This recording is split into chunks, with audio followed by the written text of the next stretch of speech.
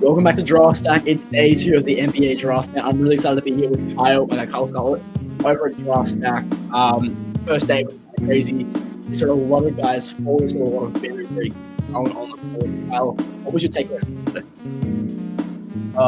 First night was pretty good. I think there were a lot of shakeups as far as where guys dropped.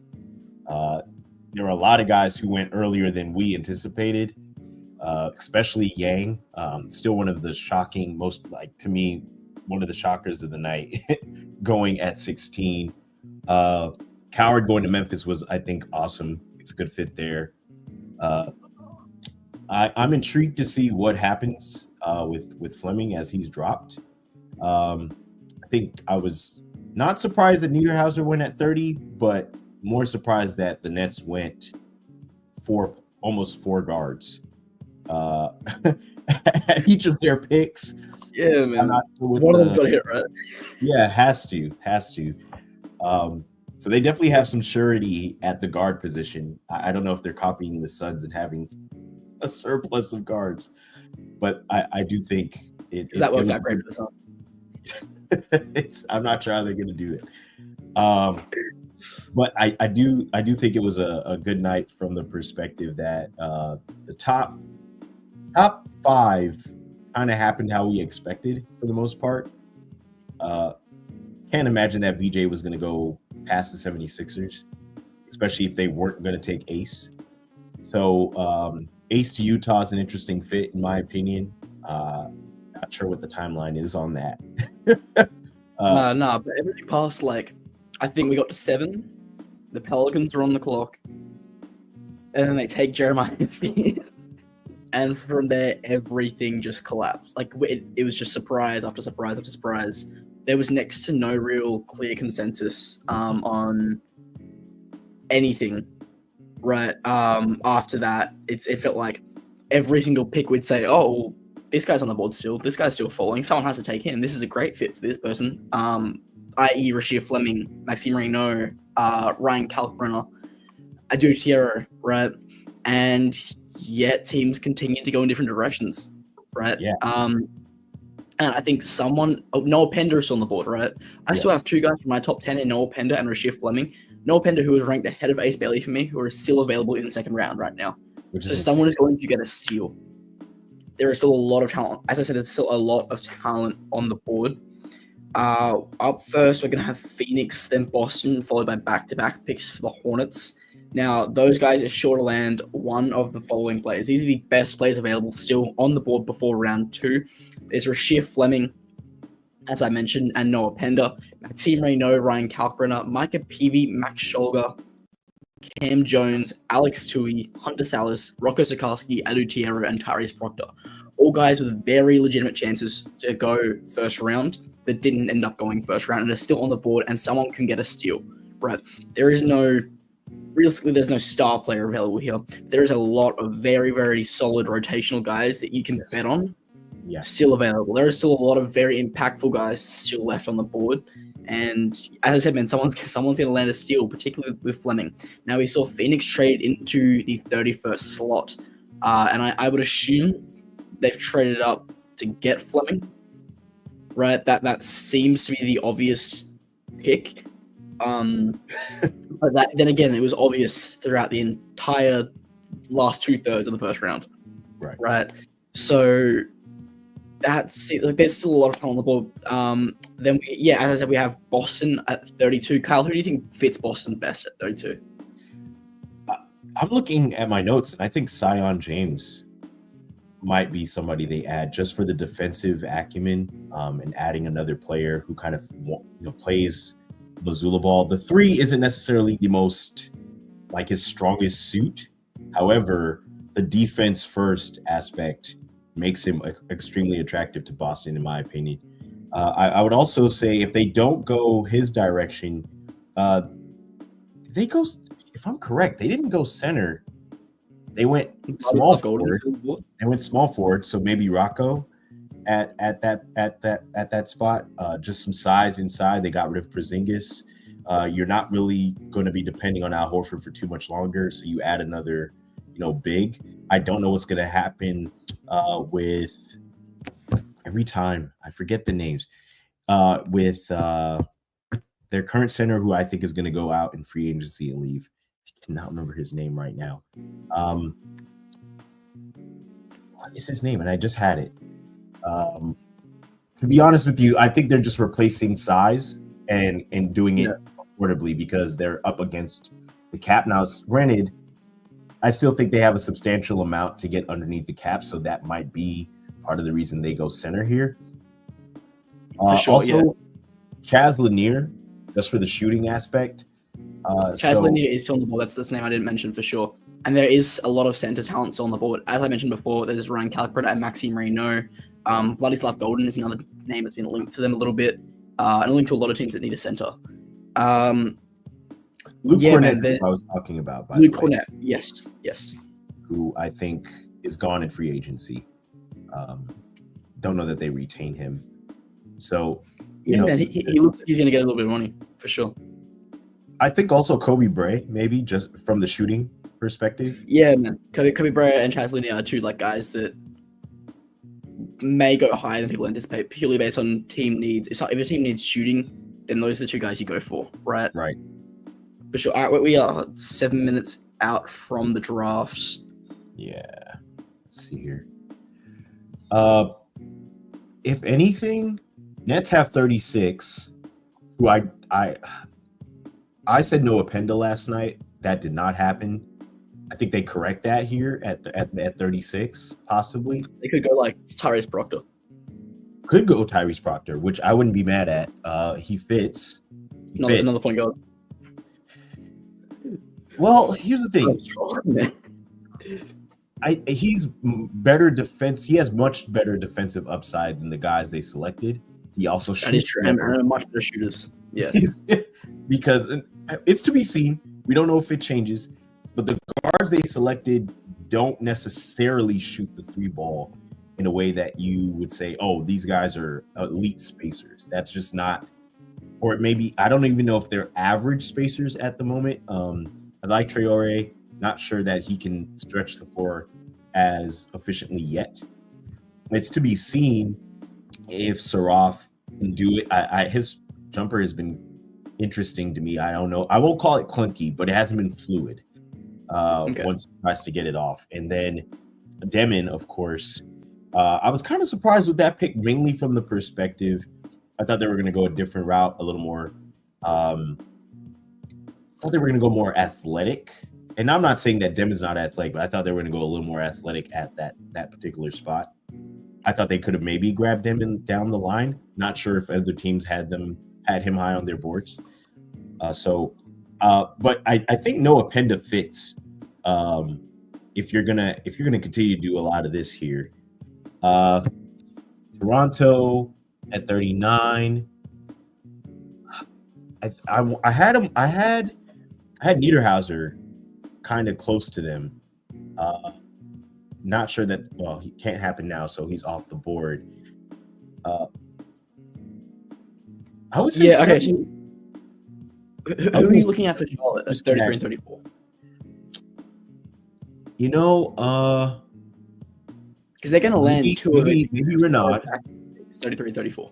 Maybe Renaud, because you just came off of Williams. Yeah, I'm not sure how much I love that. I mean, I guess to run off the bench, but he'd probably start the year with limited minutes because Nurkic would be ahead of him. Now, I think that deal was less so to get off Mark Williams and more so about freeing up center minutes for Moussa Diabate, who is younger than Mark Williams and was significantly better this season. And he's the reason, again, they traded Mark Williams earlier this year. I could see Jameer Watkins at 33. I think that he works. I think he fits. He gives he gives you defense. Good wingspan, runs the floor. Out there with Melo, I can imagine some of the passes that are coming his direction.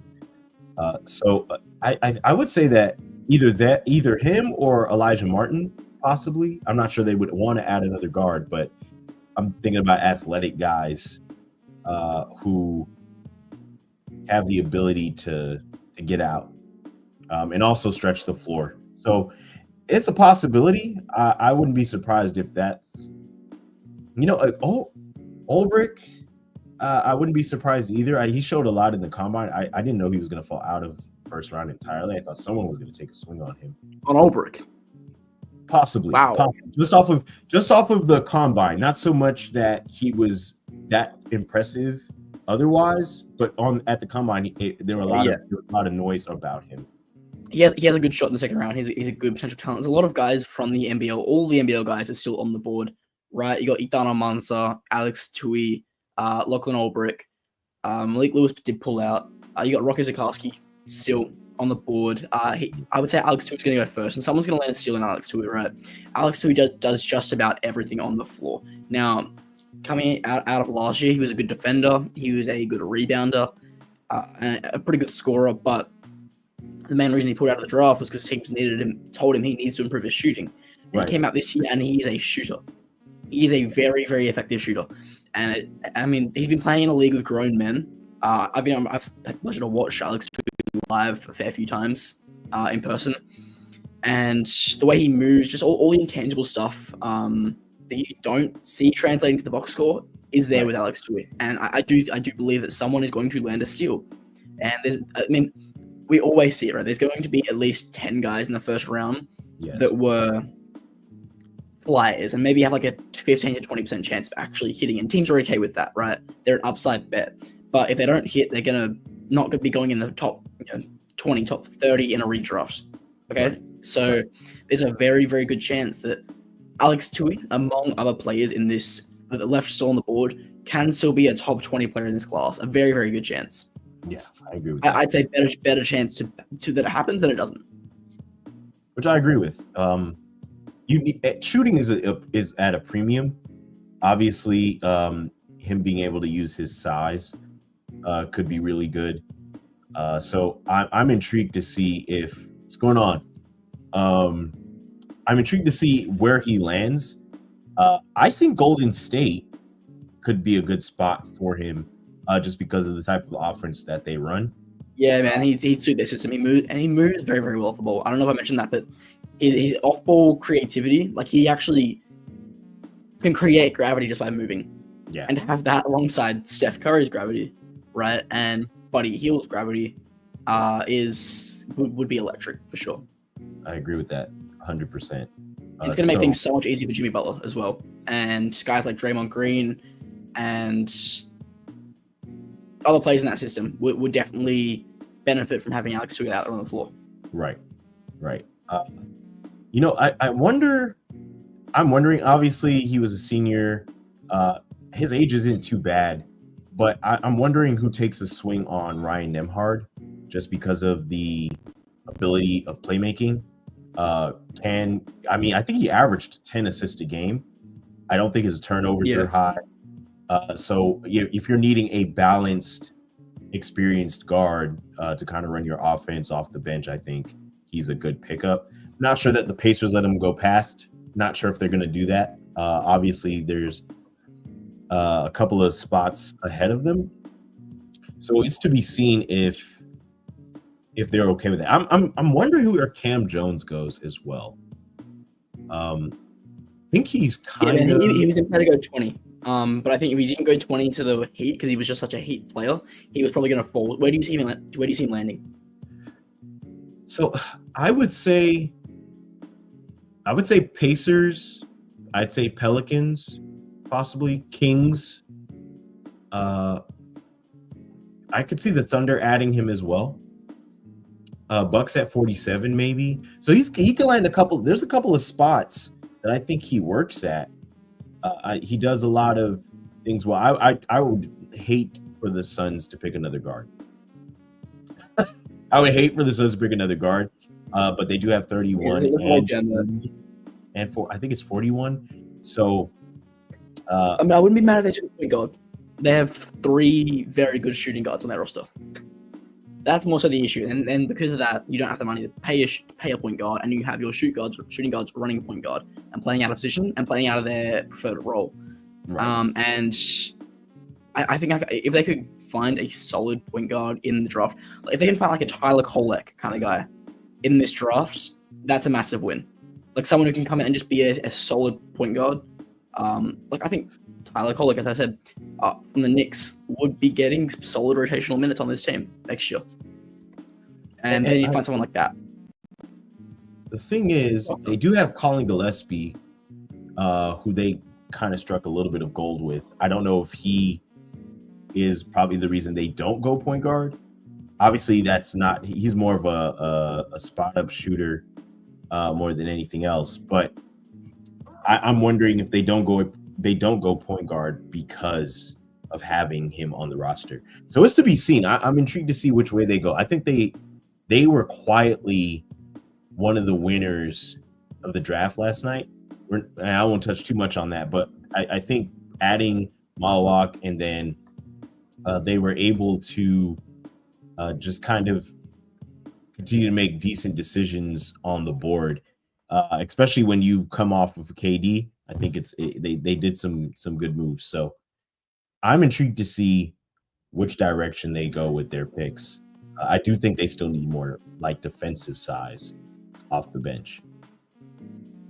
Yeah, for sure. What time did we see the picks coming through?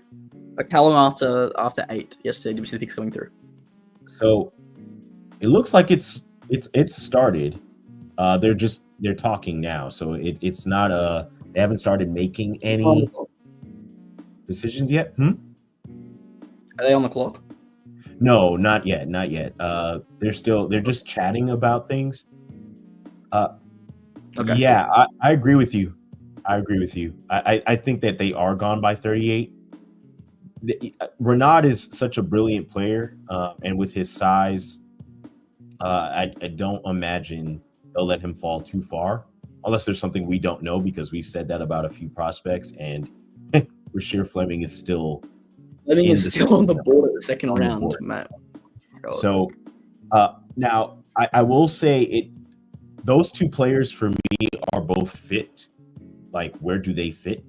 So I'm wondering what it is that teams are going to want. Clearly, we spend time trying to figure out what it is these teams want and if what player is best slated to them. But last night was a good indication that they're thinking completely different than we expected on selection. So I think the second round is obviously about fit and taking you could say some swings, because it's the second round. You're not hoping. Now, granted, I don't know if there's a Jokic in this second round. I don't, and I'm not going to say that there is. However, you can take a swing on some guys in the second round because you do still have talent. Shockingly, I think the funny thing is, with guys going back to school, I wasn't sure what the second round was going to shape up like. There's still really good talent, especially because of the way the first night and the board fell. Yeah, man. You have a lot of talent. Yeah, so I'm intrigued. I'm intrigued to see where they go. I think they're definitely both fit guys, though. Renaud, I think, probably goes first. Like I thought we were going to come into, like, prior to the first round, I thought we would come into the night 2 talking about John Tonji and Max Scholger and Hunter Salas and and Mike Peavy, those kind of guys. But there are some legitimate, really good talent on the board. Guys who are even not even like upperclassmen. There are freshmen and sophomores of elite talent still on the board. Noah Pender and Ryan Kalkbrenner. Noah Pender and Rasheer Fleming are both 20 years old. It's not like we're looking at a bunch of upper-class guys in the second round. It's not a bunch of, high floor, maybe rotational guys with next to no ceiling who are out of the league by the end of their first contract. We're looking at guys who could legitimately be starters at some point in the NBA. Agreed. Particularly with the top 2 in Noah Pender, top 4 in Pender, Fleming, Reyno, and Kalkbrenner. I think one of the funny things is now that I'm thinking about it, a lot of guys went back to school. I wonder how many of them would have got guaranteed, like if they would have been drafted if they had stayed. Just because the way that night 1 happened, I'm wondering, the Miles Bird, Todd Pettiford, just some guys that I think went back because they weren't sure or weren't certain. I still think they probably would have gotten picked. which is intriguing to me to say about a second round. Like, obviously, there's not so much that there isn't good talent, but the talent tends to shift down. There's almost like an even set of talent in the second round, at least from I would say the first 6 picks, maybe, that you have some guys who are rotational guys who can help a team out. So I'm intrigued to see what both next season and what the decision making is like after seeing how tonight falls. What guys make decisions based on promises, which we heard last night that there may, not reporting this, but may have been some promises to Newell. He ended up going much further down than we anticipated. A lot of people probably had him in the top 15. A lot of people all year for the most part. So I was surprised to see him fall so far. So, I mean, I had it at like 34, I think, but yeah, that is the consensus. And I was kind of surprised. And Atlanta, who was the team that supposedly gave him that promise at 13, still landed him at 23. And they managed to pick up an extra asset by fleecing the Pelicans. The Pelicans may be the most disastrous 2 first-round picks I've seen in a very long time. And I guess my thing with that is I'm not sure what the vision is. I have no idea what the vision is. So maybe there's a vision for what they're trying to do. If they intend to start Messi next year, they right next to him. Now, granted, I don't know what Zion looks like at the 3. I can't imagine that that's going to be the case. But I do think that maybe to give Zion spacing around the basket, it's to be seen if Queen can actually stretch the floor for them. So I don't know that that's the case, which I'm assuming that's the theory that they're going with. I'm not sure that I want to give them the benefit of the doubt, though. Look, I'm just confused because not only did you draft Jeremiah Fears top 7 after trading for Jordan Poole and giving up assets for Jordan Poole, you then followed that up by drafting Derek Queen, a center next to Zion Williamson, who doesn't space the floor, needs the ball in his hands, and is a negative defender. I'm not sure what they see there with that. They're 2 awful fits and 2 kind of wastes of first round picks. I would have liked Fears to have gone somewhere else. There was a couple other places on the board that I thought would have better fit, and it had less crowded guard space. You go, they went after Poole. They still have Herbert Jones. They have goodness, the names keep escaping me. They have Alvarado. There's a lot of guards on the roster, and a couple of them haven't gotten any play time, really. I don't know where Fears fits. He's not going to start over Poole, I don't imagine. And if their lineup is looking like Poole, Herbert Jones, Trey Murphy, Zion, Queen, I'm trying to figure out what's the vision out of that lineup. And at some point, CJ McCollum's coming back as well, so it's going to push Jeremiah Fears further down the depth chart. And with a guy like Fears, you need to give him early touches to develop. He needs the ball in his hands, and he's not going to have that. Or he has that, and it's disastrous for the rest of the team. So the question is, Queen needs the ball in his hands too to be effective. The whole selling point with Derek Queen is the passing and the potential to be like an offensive hub. Now, I don't believe whatsoever that he's good enough to be an offensive hub. But that's the selling point, right? He needs the ball in his hands now, but you've also got Zion to feed, right? Who's, when he's healthy, damn near a 30-point per game scorer. You've also got, when he's back, DeJounte Murray to feed. Jordan Poole now is another man to feed. Trey Murphy took a massive leap last season, and is probably going to be looking around 20 to 23 points per game. Right. So where are these shots coming from for Jeremiah Fears? Because you can't he's not the kind of guy you can just stash at the end of your bench and develop in training and in training camps and develop in the off season. He's someone you need to put on the floor, a bit of exposure therapy, right? He's going to look rough. He's not going to look great. There's going to be some bad spots. There's going to be some good spots, but he's someone who needs the ball in his hands in game scenarios to develop, and he's not going to get that to the level he needs. Right. In New Orleans. And on top of that, they gave up an unprotected first-round pick next year to acquire Derek Queen when they didn't need to trade up. They could have got him anyway, but they gave up an extra first-round pick for next year, unprotected, to get Derek Queen. and they're not going to be very good next year, I don't think. And so you've just given up that pick unprotected. Yeah, I didn't understand. And now there's a chance that pick is aged Abanza, Darren Peterson or Cam Boozer. Very good chance. Or even someone like Nate Ament, right? Like there's a lot of very good talent on the board. Kareem Lopez, Dash Daniels. Next year, that they're probably gonna will have traded for Derek Queen. I don't understand. I don't understand the vision from them. Obviously, they have a new GM, so there's a sense of direction that they want to go in. I can't read them. People are making a big deal about the Nets. I just figured that they're trying all options at guard and seeing what hits. They may move off of someone. You need a good guard to be competitive. That's what the NBA Finals just showed us. You need an elite league guard to be competitive. So there's like a level of understanding there. As you said, I have no idea. And I don't think they know what they're doing, man. Joe Dumars was a bad executive 20 years ago.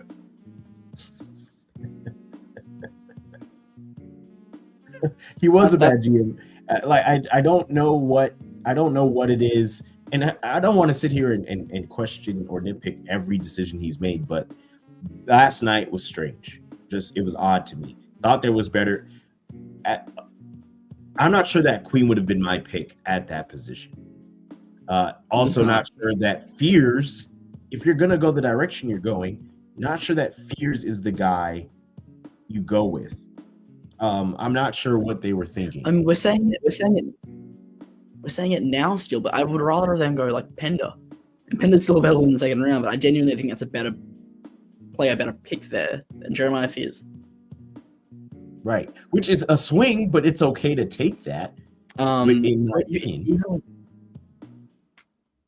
Dude, Ryan Kalkbrenner, who is nowhere near a top 10 pick, I would rather than go Ryan. I mean, I would have been okay with like Fleming. Ryan Kalkbrenner was not even a remote distinct possibility at 7. I would rather them go Ryan Kalkbrenner, and that would be a bad pick, but it'd be a better pick. I'm not sure what the process is for them. But then again, I cover as much as I can. Their team is not somebody. They're not the type of squad that I watch every night. Occasionally I watch because Trey Murphy has been fun to watch. And occasionally when Zion is 100% healthy, he's still box office to watch. His ability to drive to the basket. I think he's still shooting about 60% or hovering around 60% at as a percentage, because most of his shots come at the rim. So, it's intriguing to me what direction they're going to go.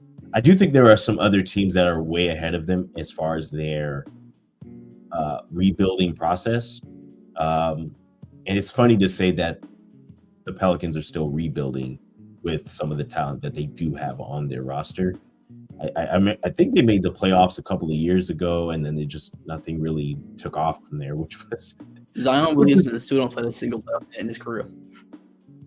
Which is what you expected from him out of Duke. I thought that they would eventually be, in the playoffs. He'd be behind Zion Williamson. Yes, that was the point of taking him first overall, was that eventually they would be contenders, but they haven't been contenders.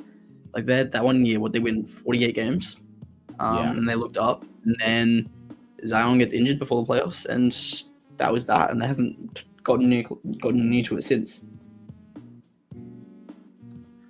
This is a good comment here. His feel is interesting. Queens, I agree with that. I just don't know that they have. I don't know that they have a good program for conditioning. I won't say no, but I'm not sure that they do.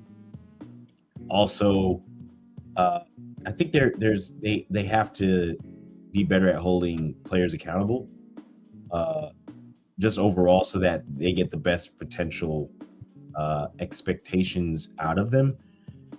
It hasn't been a big plus so far. And there's guys that have panned out just because the more you play, the better you're going to get. The more work you put in, the better you're going to get. However, I think that's in spite of not really having a direction on where they want to go organization wise. So, all right, we're on the clock. All right, let's see. Speaking of surprises, Bernier going when he did also shocked me a little bit. Okay, yeah, Rasheed Fleming's going 31. Has to, of course. No, Sean just reported it. Makes perfect sense to me. Yeah, man, that sucks. Hornets just passed on Rasheed Fleming. The Lakers have moved up 10 picks from 55 to 45. Right. And the Nets are trading 36 to the Phoenix Suns for 2 future second-round picks. Wait, they did what? Okay, so the Nets are trading 36 to the Suns for 2 future second-round picks, and then the Suns are trading 52 and 59 to the Golden State for 41. Intriguing.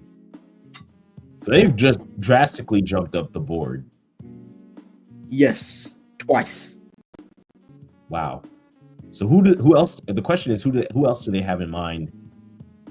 Well, Fleming obviously first, but then who's next off the board here? If they do their due diligence, they easily win the second round already. If they're smart, for sure. Very, very smart about it. Let's see though. I'm intrigued to see which direction they go. Doesn't make a whole lot of sense to me though. The Warriors trading 41 for 56 and 59. I don't. So you're not signing both those guys, so you're probably signing one, and you just moved down a bunch. I mean, the funny thing is, the Suns are still like their guards are taking up 90% of the cap. If I'm correct, I could be wrong about the percentage. I think it's around that. Of the base salary cap, yeah, but yeah, then they're of course over second apron, but yeah. So to me, I get drafting, acquiring talent in the second round. I'm not sure how much of that talent they're going to sign, unless they're drafting for someone else. Which, instead of look, they've moved up to 31 and 41, and they moved up to 10 yesterday. They're being very, very aggressive, and I think that's the goal of that is to retool around Devin Booker now. Right. And I think they want to be competitive again this season, and they want guys that can come in and immediately help with that. Now, this draft order that is on the ticker may not be 100% accurate because there is so many trades, so much movement going on in the second round. We will do our best. Yeah, it's.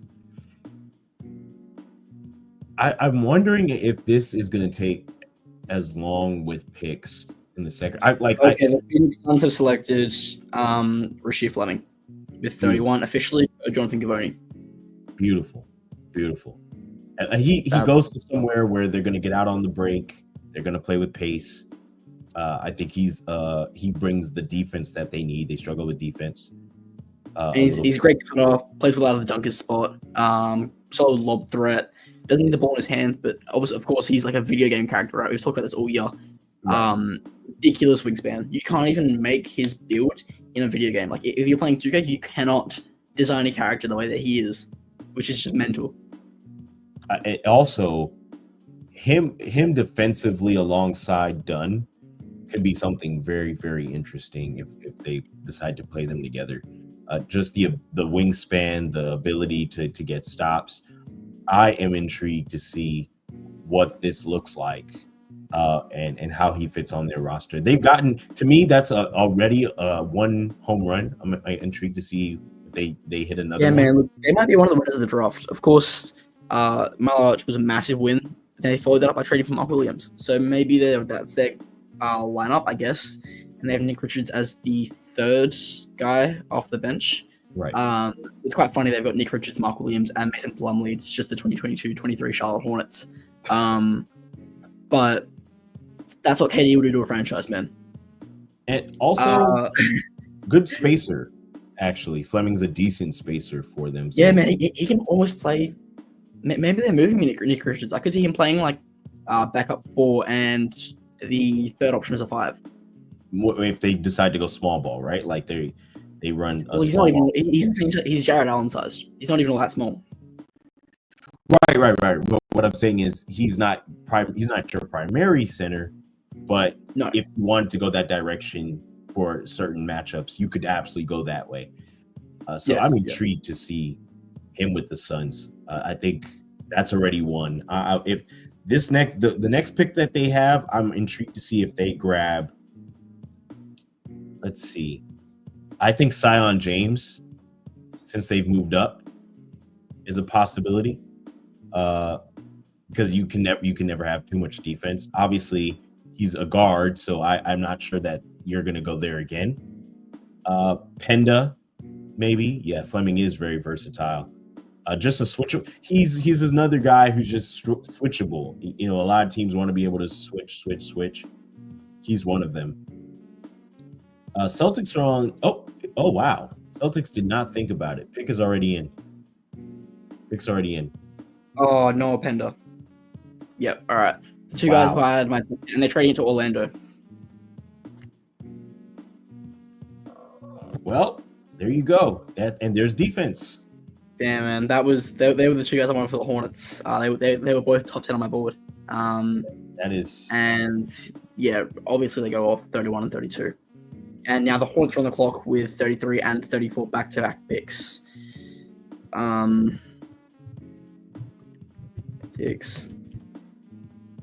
Let's see. So they're sending it to Orlando, which is intriguing to me. Appreciate the luck. Appreciate the luck, guy. Thank you. Thank you. I'm intrigued. Celtics don't get the pick, but obviously Orlando gets a good piece. Good size. We've talked about Penda. He's not going to need to be the offensive initiator there. He has to play defense, rugged at the rim, plays bully ball, just uses his size well. Strong, very strong player. So I like this pick being sent out to Orlando. You can play him at, obviously the offense isn't there yet per se, but if you take off Banchero, you could play Penda in some cases, depending on what lineups you fit. So I'm intrigued to see him with Orlando. They've gotten 2 picks that I think works for them. They needed a point guard. So they have Bane, you have Jace Richardson. So I'm intrigued by what they've added through the draft. For sure. All right. So who are your targets now for the Hornets, knowing that Penda and Fleming are off the board? I think they would go Reynaud. They've been very interested in Reynaud the whole pre-draft process. They didn't think they could probably land him. We all kind of thought there was a good chance he went in the lottery, back end of the lottery. Obviously, he's fallen to them, and I could see them selecting him here. With the other pick, I'm not so sure. They could also go Kalkbrenner, but they're not going Reynaud and Kalkbrenner. So it's one or the other. No. And other than that, man, they might go Tierra. Tierra is still on the board. Yes. Do they go? Well, we already talked about Jameer Watkins at 1. So they do 1 pick Jameer Watkins and do the other one Reynaud, possibly, just to give them more win defense. I'm not certain on Jameer Watkins this high. Yeah, maybe a little. Well, do they have a third? Okay, they don't have a third pick, right? Yeah, Reynaud and Tierra would be sick. Yes, they don't have a third pick. No. The Boston Celtics are trading 32 to the Orlando Magic, which was Noah Pender, for 46 and 57, and 2 future second-round picks. Okay, so there's a lot of movement. So 4 second-round picks for Noah Pender. That's pretty good value for a second round for a pick 31. Agreed. just he's got such great feel. I really like his game. I'm intrigued to see if the shooting continues to progress. He's occasionally a little funny at the rim with his finishes. However, I do think he shows some athleticism. So I'm intrigued to see how his fit is for them. Just a rugged guy overall. Like his play isn't rugged, but like the style of being around the rim, he plays. I think he does a good job around getting offensive rebounds, can get putbacks, stuff of that nature. That he is a hustler, so he definitely plays with a lot of hustle, and he has good feel. So that's a good pickup for Orlando. I will say I'm always a little strange about teams, the players not being able to just wear the cap of the team they're getting sent to. I don't like it either, man. But the trades aren't confirmed; they haven't met with the league office yet, so it's kind of just has to be that way. But I agree, man. It kind of ruins the pictures. Right? They're like they have the cap on, they're happy to go, and then all of a sudden it's like, oh, by the way, you're also being sent to Orlando. How do you feel about that? I mean, at this point, they're like, I'm glad to be drafted, but damn, already. So I'm wondering who you guys pick in Charlotte. I'm not sure which direction they go. Renault makes sense to me. I'm mad that Penda isn't going to be available, though. I really liked Penda the whole cycle, man. He was like my guy from the very start of the cycle. I had him at 7 when he was not even on draft boards yet. I agree that they should. Yeah, I agree with this. Nick, I don't know if you gotten to see it, but like I agree with this here. Yeah, if they just wear the generic hat until the trade is confirmed, I don't hate that. Makes so much more sense than wearing the cap of a team you're not going to play for. I mean, that seems pretty logical, but let's see. Y'all don't need any more guards. Charlotte doesn't need any more guards. Charlotte? Yeah. Oh, yeah.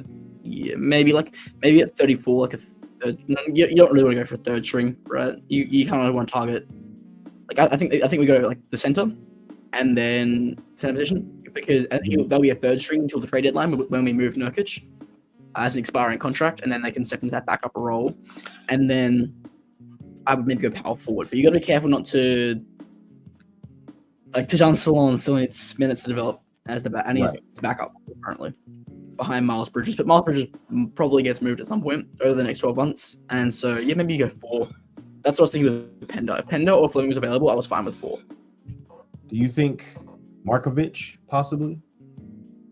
Markovic? Oh, maybe. Nah, man, I don't think so.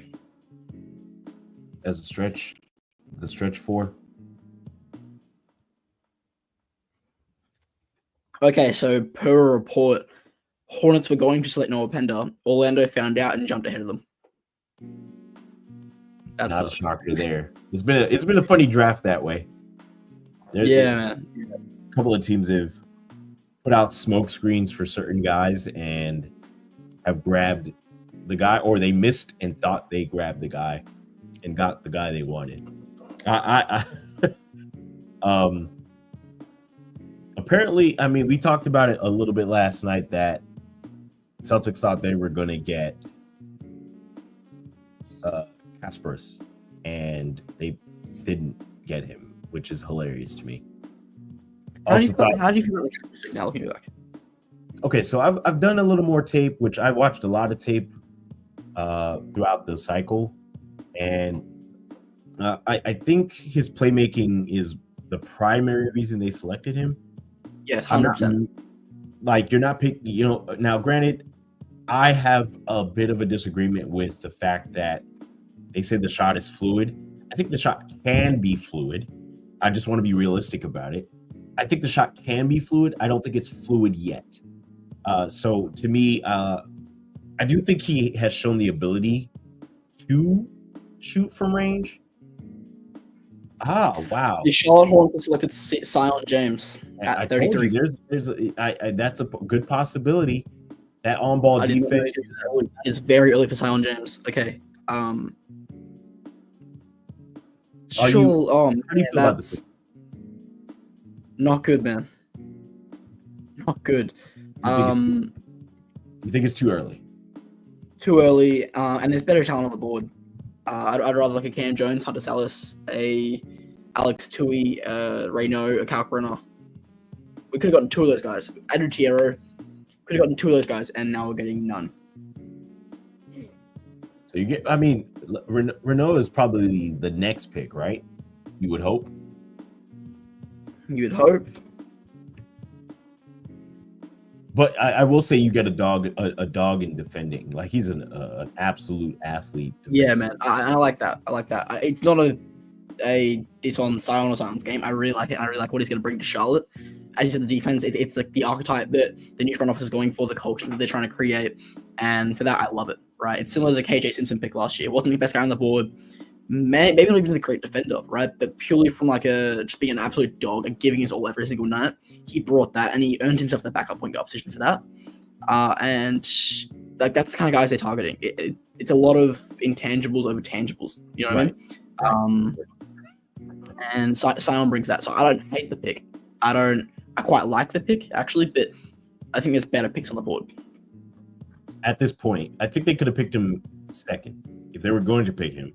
You grab Renault off the board, and then you grab maybe if that's what the direction they want to go, then you grab Zion after. They could have even gotten a 5th pick. They could have gotten a 5th pick. We have. Let's see. So we've got Penda is off the board. Fleming is off the board. Who else is off the board? I'm trying to remember. So Zion is off the board as well. A tradition as old as time. ESPN going to commercial during a Charlotte Hornets second round pick. Always. That's happened in the last 5 years. We haven't had a guy on the show in the last 5 years. That's crazy. So Zion gone. Let's see here. Penda. Yeah, even Kevin O'Connor just said it. It's insane the NBA can't pass out the correct hats to these prospects. Makes zero sense at all. Dumbest thing about the draft. I just want them to be like. I get some of that, but the process should be smoother, in my opinion. Let's see here. Man, I think this Suns front office has done a great job. Yeah, I agree.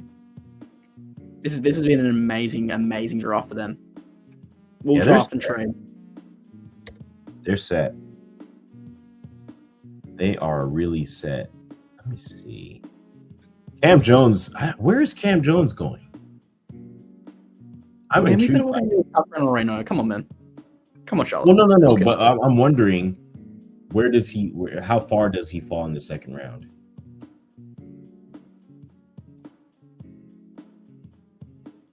I'm intrigued. Man, he could be on a free fall. I genuinely think he was only chance he had it going like this high was Miami at 20 because he was such a Miami guy. But he could free forward into like the 40s for sure. I wonder if that has anything to do with age at all. Crafty. He's very crafty though.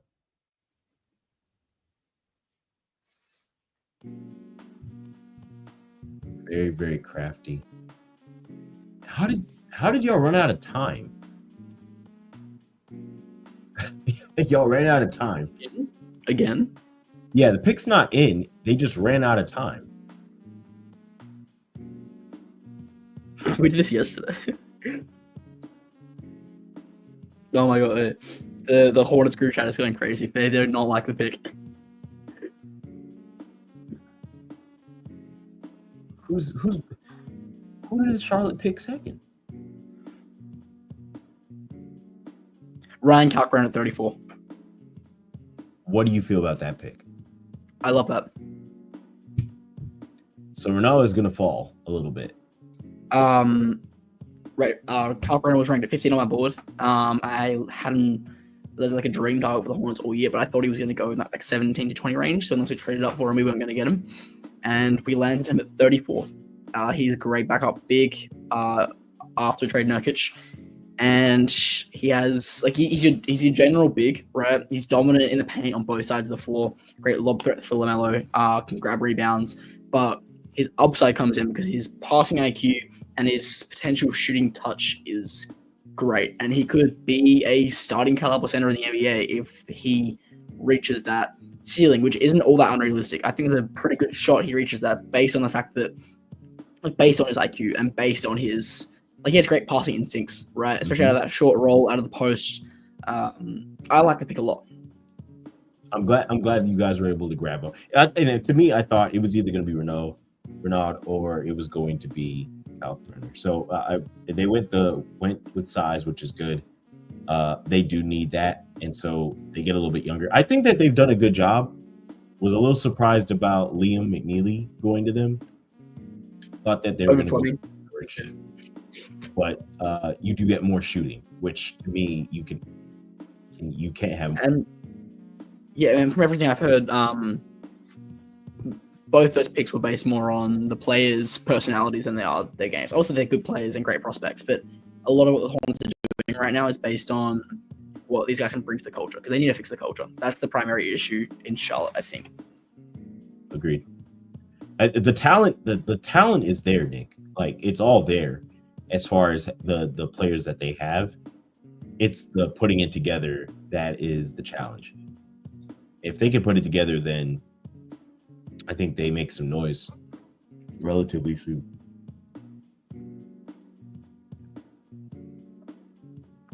Sorry, let me see. Good rim protector, yeah.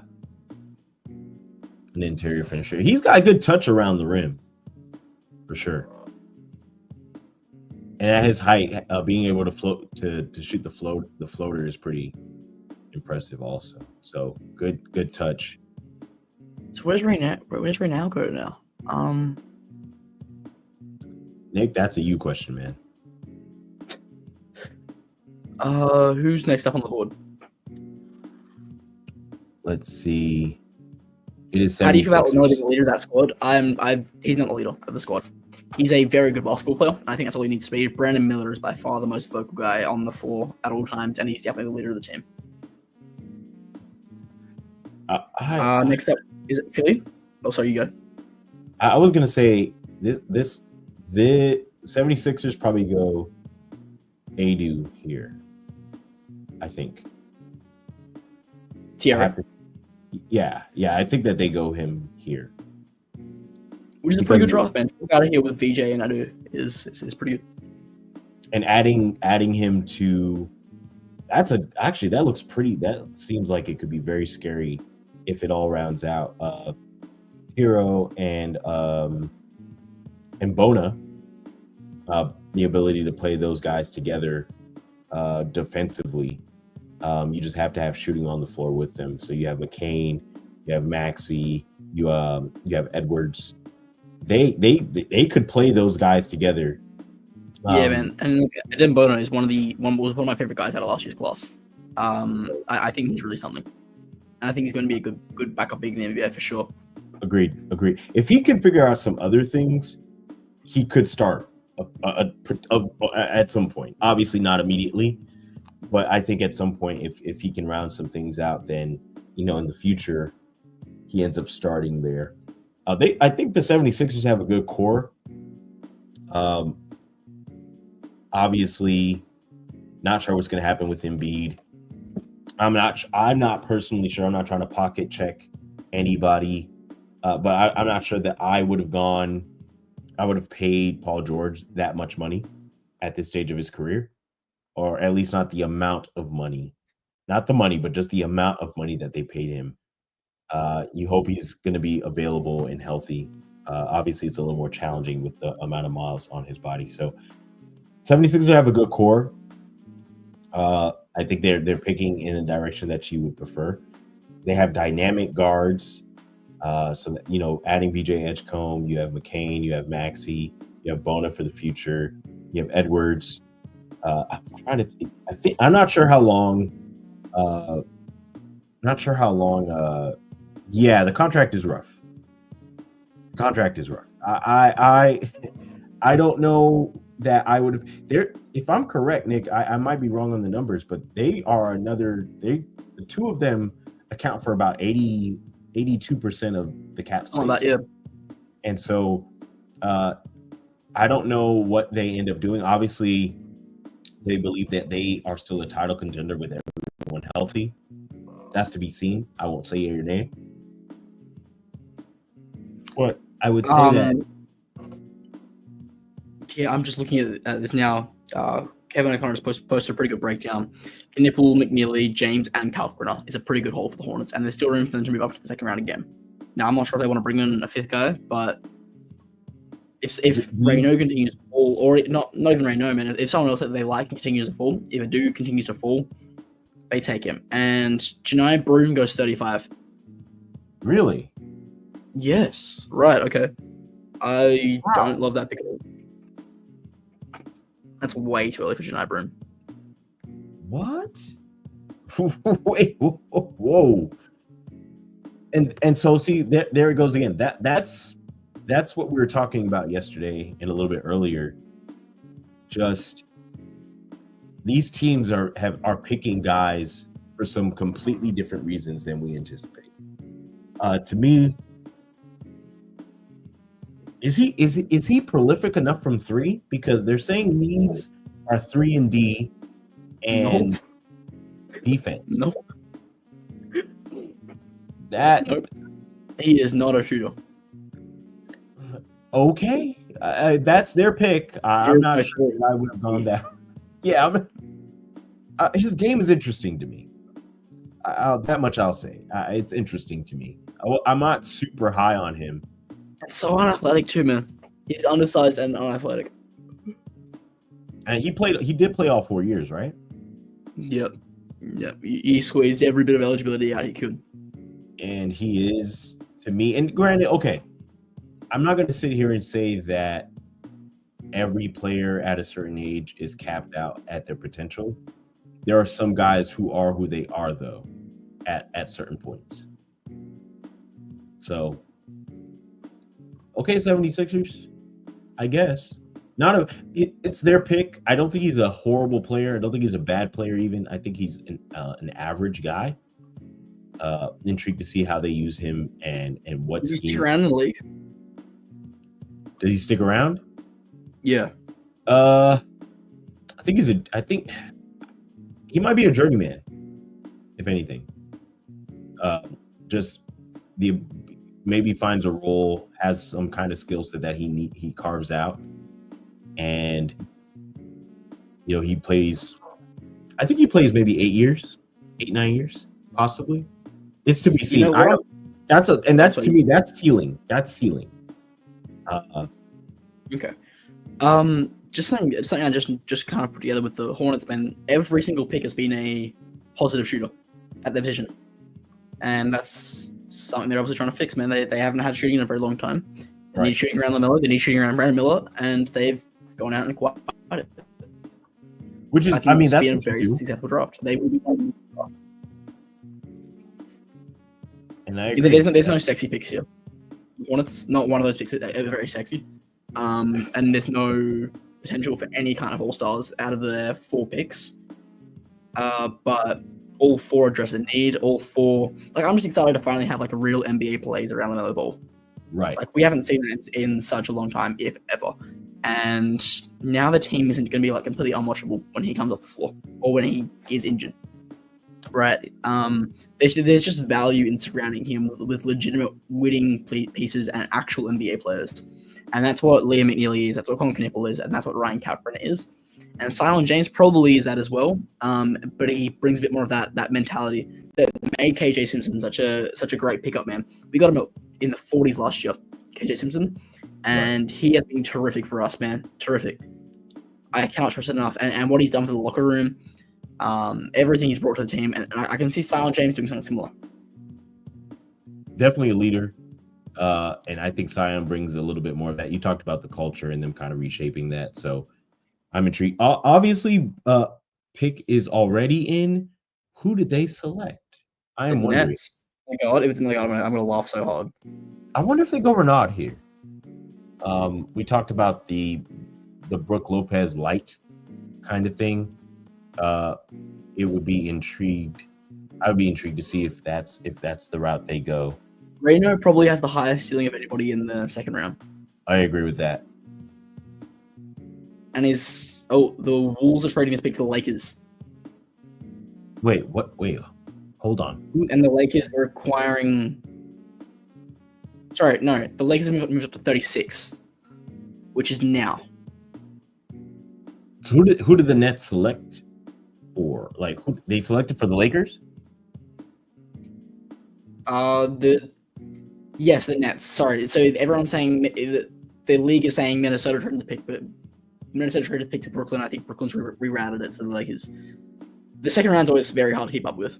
Yeah, they a lot of movement. A lot of movement.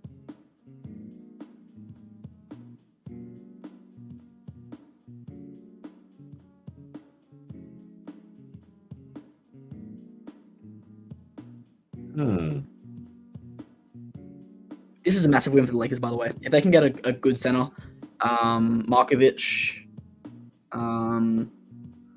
So Reno, Minnesota gets Adotiero. Gets Hero. Okay, that's not. I'm not mad at that. That's more defense for them. A lot of athleticism. I wonder if they kept their other pick. That's a good question. Because they do need a center.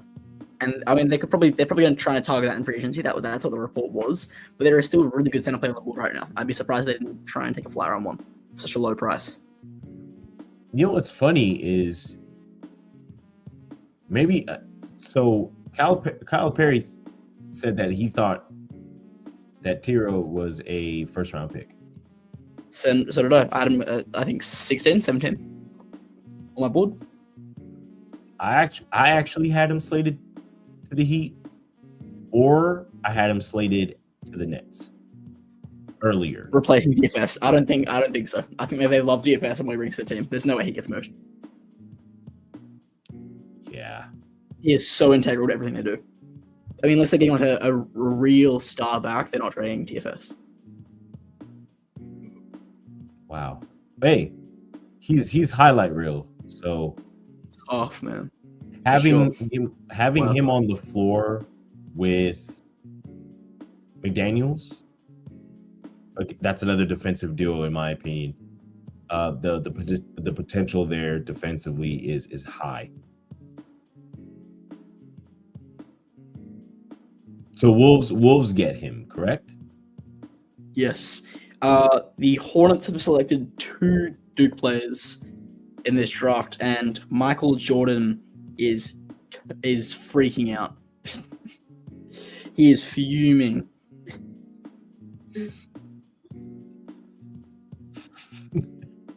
Of course, in reference to the fact that he only drafted guys from North Carolina. Yeah, it's a large difference. Or white guys who could shoot. He loved them. Okay, so they traded the 45th pick. And the Pistons are selecting Chaz Linear at 37. Wow. Hey, they get more shooting. That and so that's, I don't know what Beasley's contract looks like. Let's take a look.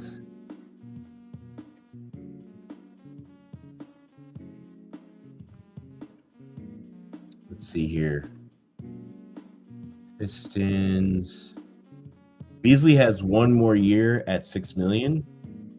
So they do, if they decide not to retain him, they do indeed have shooting still on the roster, which he's shown the ability to shoot the ball with great range. He can get his shot off from anywhere. Yeah, no.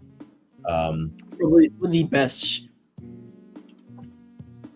second best shooter in the drafts in terms of just pure skill. In terms of just purely making that shot. I think he might even be the best, but Conker is definitely the better overall shooter because of the movement and the space he creates with his gravity off the ball. Right. But mid-range 3-point jumper, his free throw shooting is good. So yeah, they get a spacer. They get another spacer, so that's good. I wonder if the challenge is, I wonder what kind of playtime he sees his first year. The Pistons were a playoff team this past season, so I wonder if he's being selected because there are some contracts that they're going to come off of. Also, I mean, I feel like I know I keep talking about the Hornets, but I feel like I'm just really happy with the draft, man. I feel like every single guy we've taken is still going to be on this team in 2 years' time, or 3 years' time, which we haven't been able to say. No,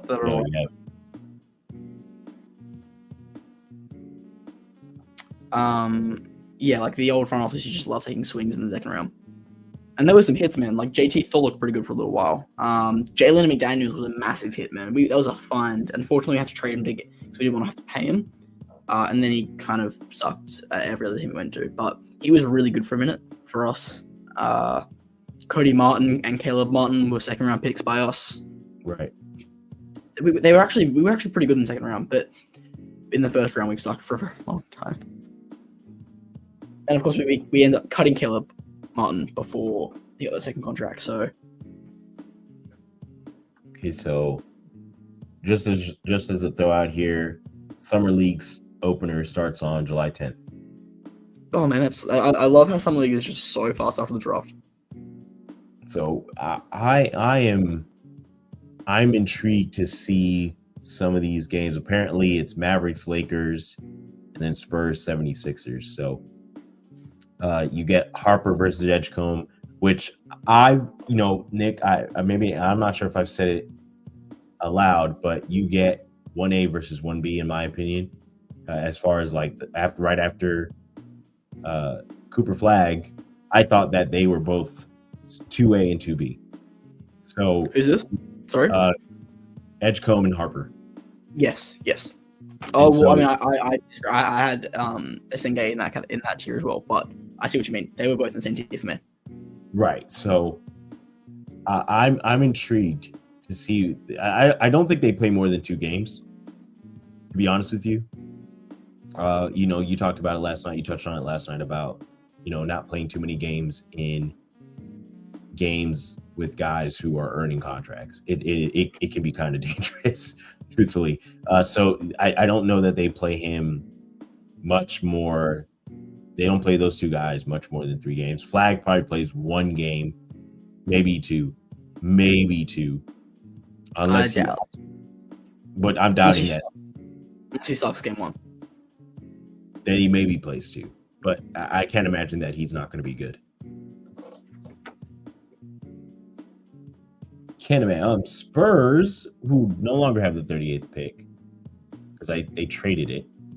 Man, the second round was so difficult to keep up with these pickers and stuff.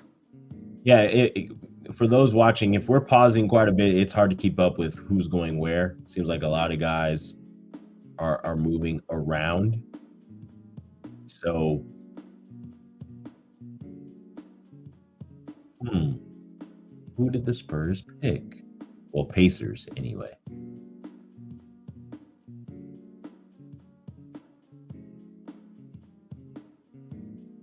Cam Jones. Wow.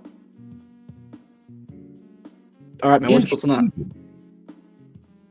So, are they going to move off Branham? I don't dislike the pick. I'm just intrigued by the pick. They have a lot of guards already.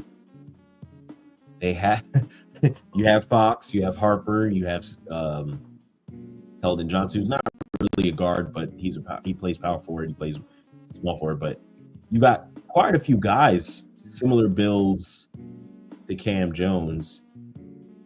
I'm I'm surprised. Glad he got picked though. Spurs are going to get the best out of him for sure. Does make good reads with the ball. Like I mentioned earlier, Cam Jones is pretty crafty as well. And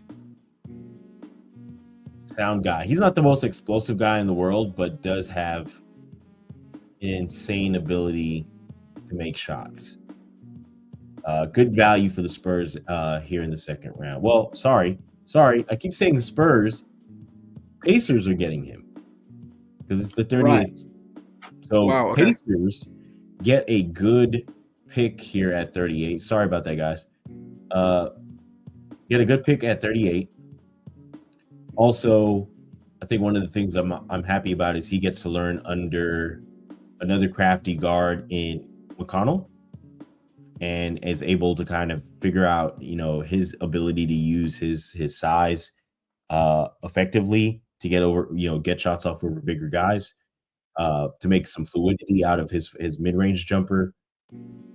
I am intrigued by the pick and going to the Pacers. It's a good pickup for them. I think they get solid value out of him. Yeah, man, definitely. It's someone that can be another one of these guys they pick up in the second round that can be another key contributor for them, man. I mean, that's how they landed all these guys.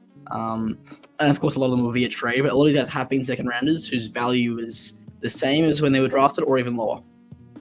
Right? They know how to buy low on these guys. They know how to maximize the value on their picks and on their assets.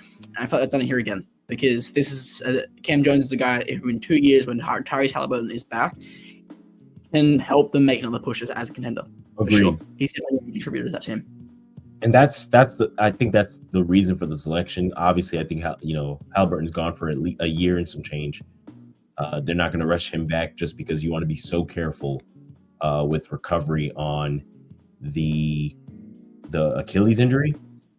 And so you get a guard to get some minutes, have the ball in his hands, make reads. He won't have to make all the decisions himself, but I am intrigued by the selection of him. It's not bad at all. It's a good pickup by the Pacers. Intrigued to see how he does there. Raptors are on the clock. Minute 30 to make a selection. So I'm intrigued to see who they pick. They needed shooting. I could see Kobe Bray going here.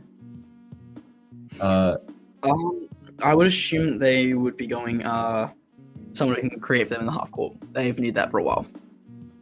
They did not address that in the first round with their ninth overall selection when they went Colin Murray Boyles, which was an awful pick.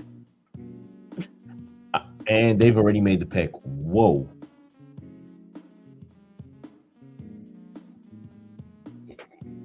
They also have pick. So they apparently they need a rim protector. That's what they're saying their needs are. I don't know. I'm wondering, are they coming off a portal? Possibly a portal.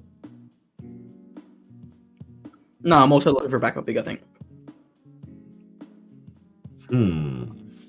Elijah Martin. Athleticism. There you go. There's some defense, there's some half-court creation. Yeah, I agree with that.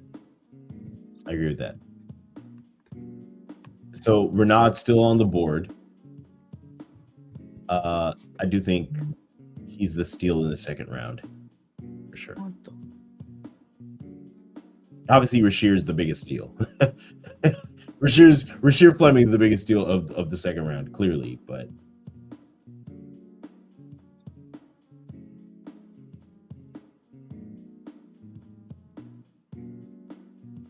Elijah Martin. I mean, is he gonna get drafted at this point? Elijah Martin. I'm trolling. I'm trolling. I'm kidding. He's gonna get drafted. I'm not crazy. Elijah Martin is extremely athletic. Highlight reel. He makes big shots. Takes big shots. Good value for the Raptors here, unless they move him, which I don't think that they do. He fits. Can't play defense. he kind of fits what the Raptors like in prospects.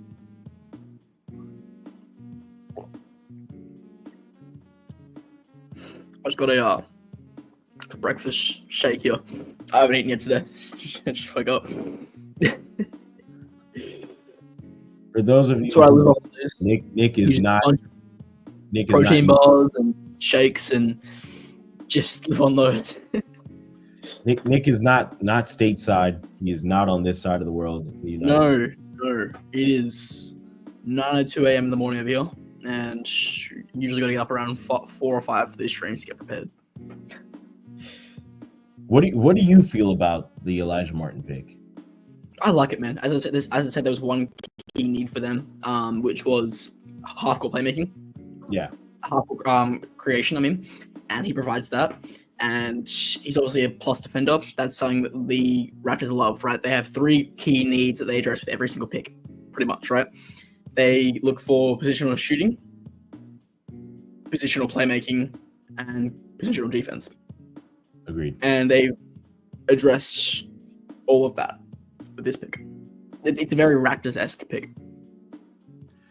So to answer your question, courtside, if I could probably take this one. If the chances of them getting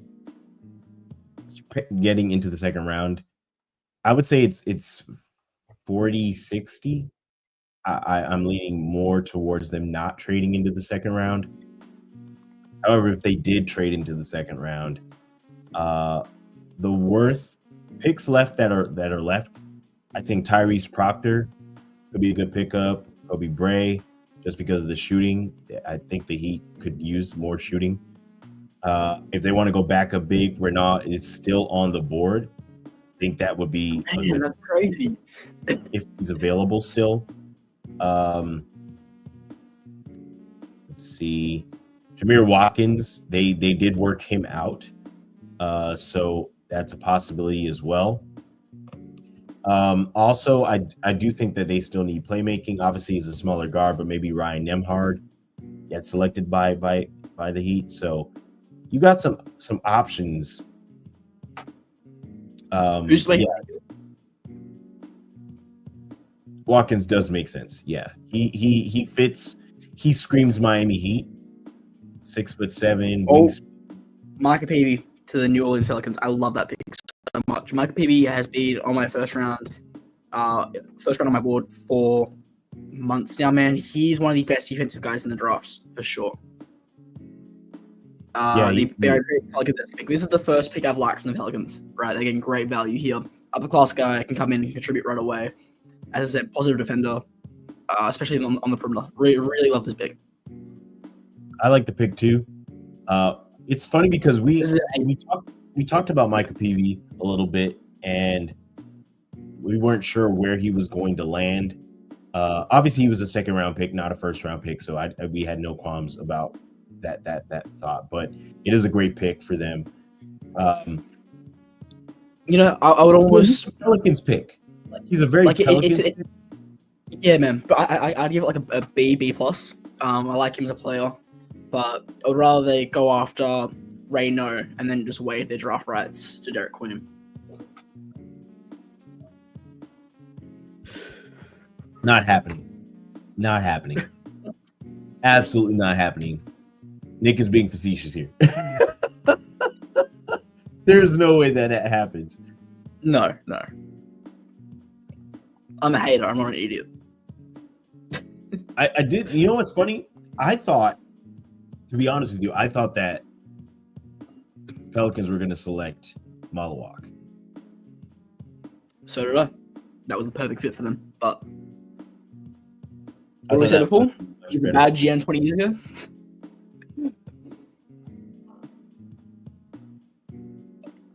So, and let's hope that none of these picks get picked during a commercial again and turn into Jokic. That'd be quite funny. Not granted, the ceiling is high. Elijah Martin will carve out a role in the NBA. He's a player that will simply find a way. I 100% agree. The Hornets select Micah PV at 40. Did he trade the pick? What happened? Unless someone has just confused the Charlotte Hornets for the New Orleans Hornets, because they immediately deleted the tweet. Oh yeah, they are not the same at all, folks. It's been years. Okay, it's the Pelicans. Man, this is crazy. We see this all the time still. The ESPN recently, ESPN recently had the Hornets displayed as the New Orleans Hornets in an article. Is there something you're trying to tell us? No, I think the Hornets are just so irrelevant that even like 4 or 5 rounds of editors couldn't catch it.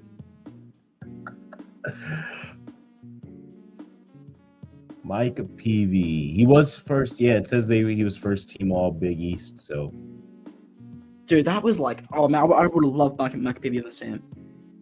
Yeah, Sam Amico deleted it and redid it. It's the Pelicans.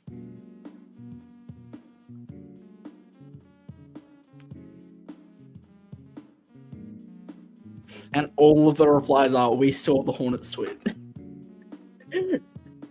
Renard is still on the board, people. Is he the Rasheer Fleming of the second round? Shoot, man, he was a Rasheer Fleming in the first round as well. He was supposed to be a lottery pick, or potentially a lottery pick, at least like a top 20 guy.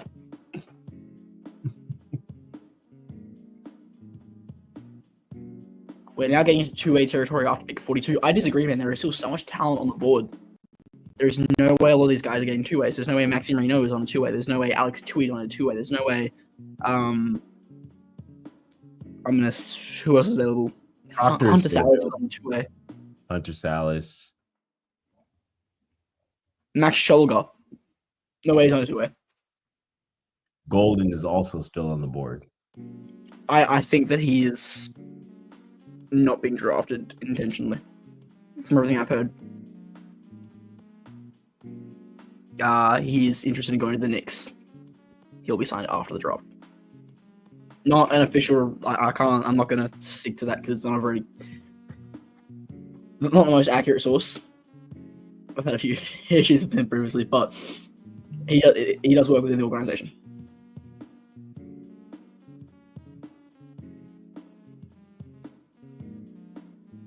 Right, yeah, they don't need to offer guaranteed contracts. Yeah. So Golden State didn't Golden State trade the pick? Because they were on the clock, but they did trade it, right? They traded to the Suns, and did the Suns trade again, or did the Suns have that pick? I believe. And the second round is just so difficult to keep up with. Extremely.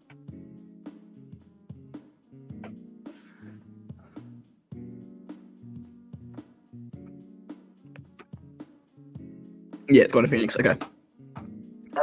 What are the needs? So the Suns have walked away so far from this draft with Malach and Rasheer Fleming, and they have an opportunity to add a third rookie now. Who do they target? What are their points of need now? Do they go after a point guard? They have wings, right? They have wings. They have three very good centers now in their rotation. Right. They have Brooks. They got Mark Williams, they got Malach, and they got Nick Richards. They could go point. If they go point guard here, I could see them actually. Hunter Salas could go here. I think. Maybe Kobe Sanders. Do you think maybe Kobe Sanders possibly? I'm not sure. I think it's a bit high for him. It might but be. I said that about Simon James. So, I mean, if they still want to, if they want to space the floor, which I'm going to assume they do, they could also go Tuhi here. I think. Pick is taking a minute. They're at 40 seconds. Nybro is also off board. Let's see. Huh.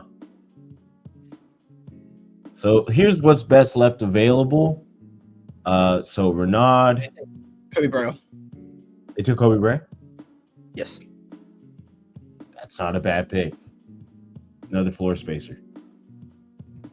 Yeah, man, this has been a great draft, man, for the Suns. I really like this. They're definitely one of the winners. So far, the winners, I think, for me, would be the Suns, you could say the Hawks. The Hawks only made one pick, though, and it wasn't like a massive pick. It was just good asset management. Maybe the Hawks, because they walked away with an unprotected first-round pick for next year as well. And then the Hornets, probably. And then, man, I'd say...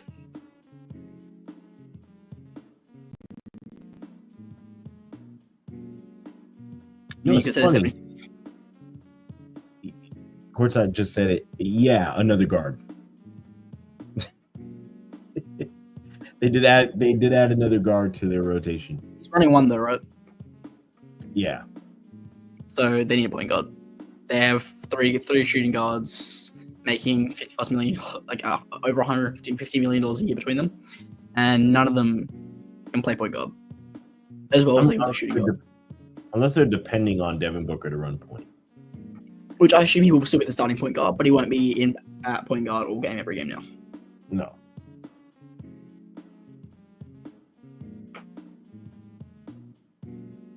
Is it? Yeah, so let's see here. Does Max get picked here? Man, Max should have been off the board long ago. I have no idea. I couldn't tell you. It's like Fleming. Like, is there something wrong with it?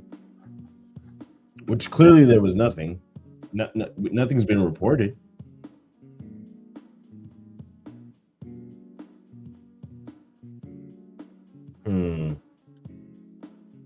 I mean, teams could be getting scared away by Renaud's age, but I think that's a bit of a false ceiling to put on him, because he didn't pick up basketball until a few years ago, and he is one of the smartest guys. Would be one of the smartest guys in NBA history. He's legally speaking, he's a genius. His IQ. So, yeah, I think that people are putting a bit of a false ceiling on him because of his age. But that's the only thing I can think of, man. Yeah.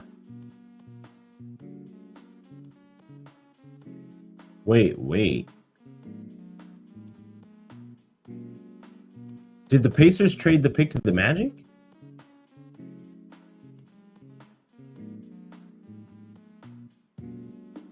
Well, I have the wrong banner up. Oh my god.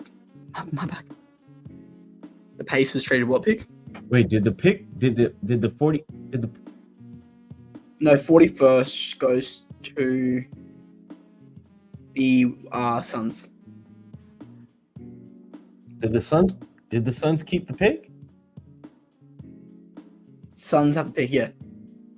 And Mike Peavy got traded to the Wizards. Sorry, that's the NBA's post, because of course they aren't sharing the trades have happened. So yeah, no, he's still going to the Pelicans. The Suns get Kobe Bryant.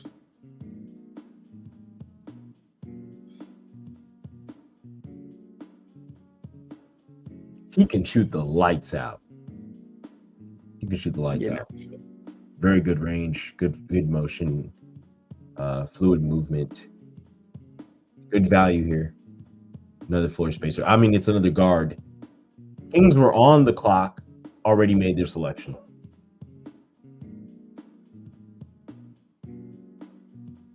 Okay, so the Kings select Rainier at 42. The free fall ends.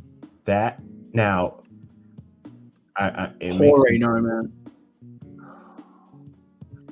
Now, I heard that they will test the market on Sabonis. So there's a team. There are teams. I mean, I think that there are teams that are much higher. Not on that contract, man, and the Kings won't accept the deal because they're not going to get back what they want. They're not going to get back any real assets. Not on that contract. And that's exactly what they want. They want picks. And there's no team. Like, every team has their center. No. And no one wants a center like Sabonis that you have to build around. You can't just acquire a Sabonis.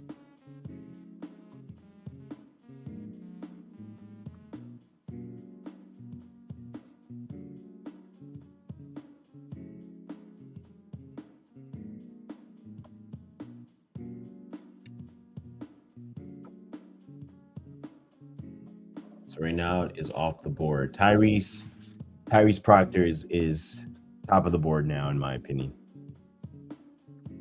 Yeah, neither for me as well.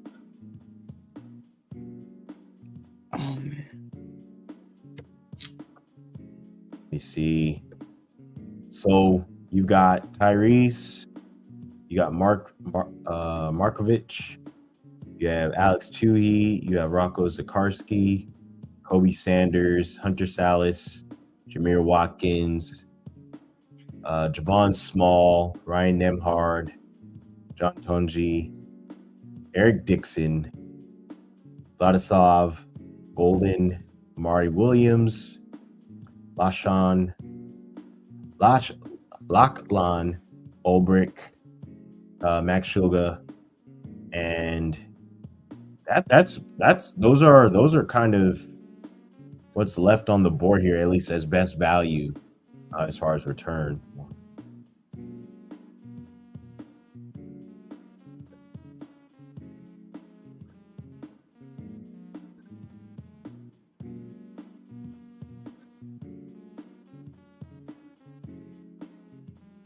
It's 15 picks, 15 guys left on the board that I think are high value.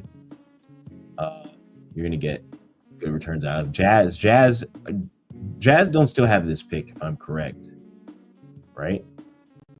Did they move it?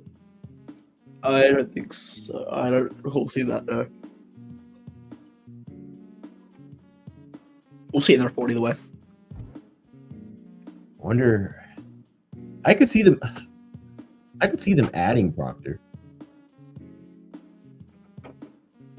Just because of what they're currently doing. Proctor, Wizards? Is the pick going to the Wizards?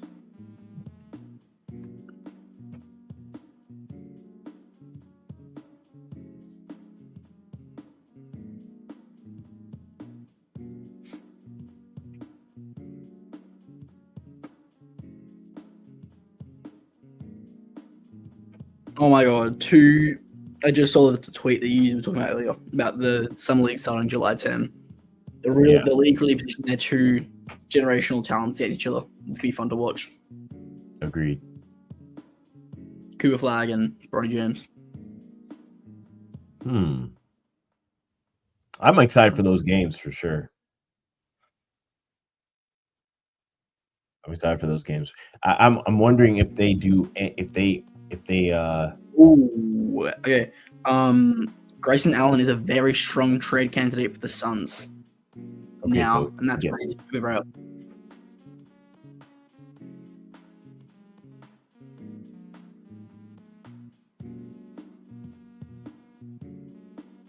Let's see.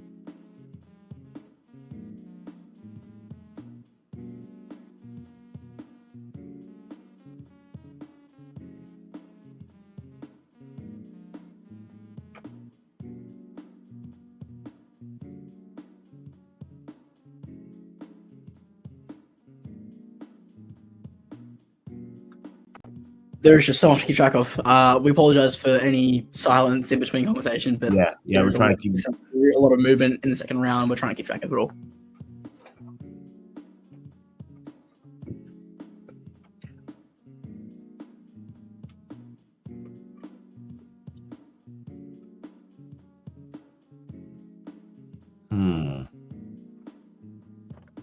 Obviously. So wait. Did you say Zakarski is off the board now? Nope, he is still available. So is all of the Australian. Okay. Looks like Jazz are going to run out of time. And now the pick is in. Okay. So somebody's getting picked during a commercial. Jimmy Hawkins. Now it's saying the Wizards selected him at 43. So I'm wondering if the Wizards have that pick. Or it's Utah, like you said. That's a good question.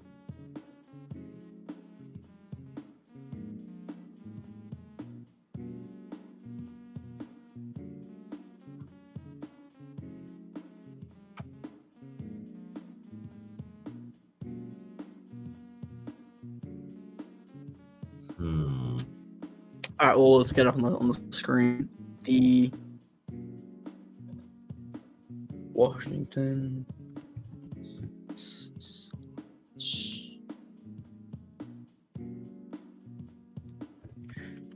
is probably the range for Jimmy Watkins at 43. Kyle, what's your rundown on Jimmy Watkins? Fast twitch wing, a lot of defense, has shown the ability to stretch the floor. Most of his shots come at the rim though. He's a blur in transition. Big upside for him is his defense. And pretty solid defender. 6'7". I think his wingspan is somewhere around close to 7 feet. So he's a big dude. I think he's going to be good, especially out there with the Wizards. I think they play pretty fast. I like what the Wizards have done as far as building their core. You have Sar, you have Bud. One of my favorite young teams in the league, sure. Yeah, they've done a good job adding Trey Johnson. So they've built a good core of guys. They clearly are trying to build towards something and develop an impressive roster. So they've got some good vets over there. I know a lot of people have kind of joked about adding some of the guys that they've added. However, to me, that they've added guys who are going to be able to shape with experience and a lot of basketball being played between the three guys that they currently have. So, they've gotten solid vets.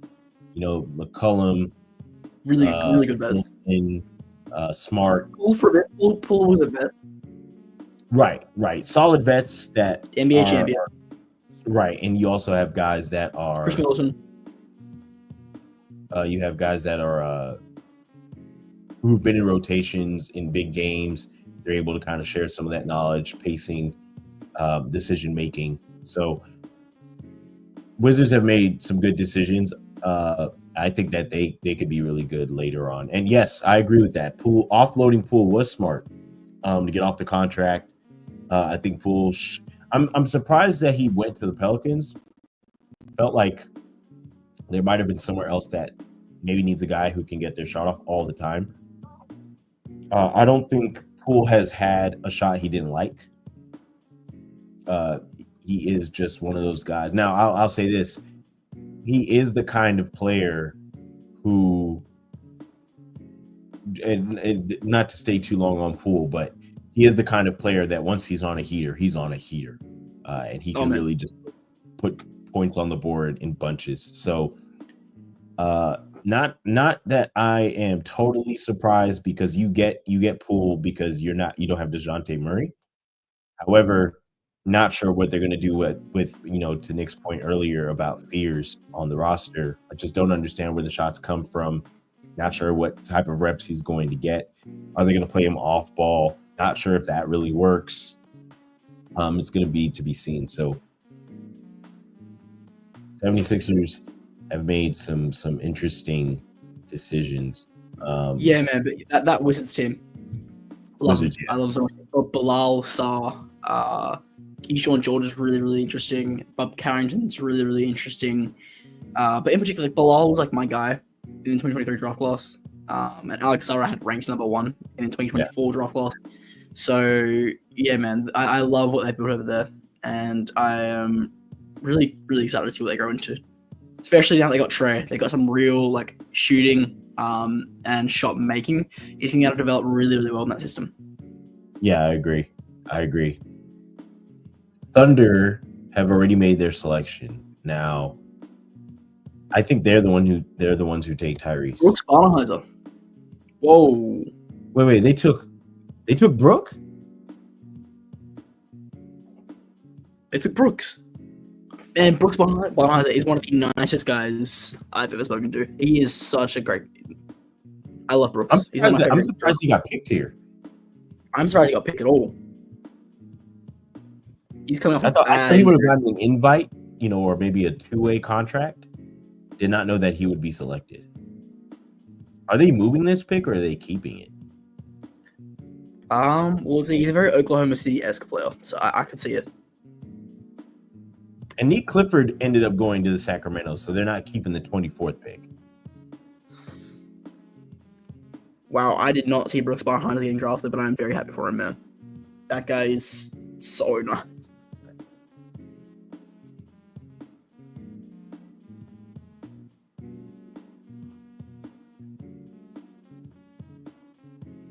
Oh, wait.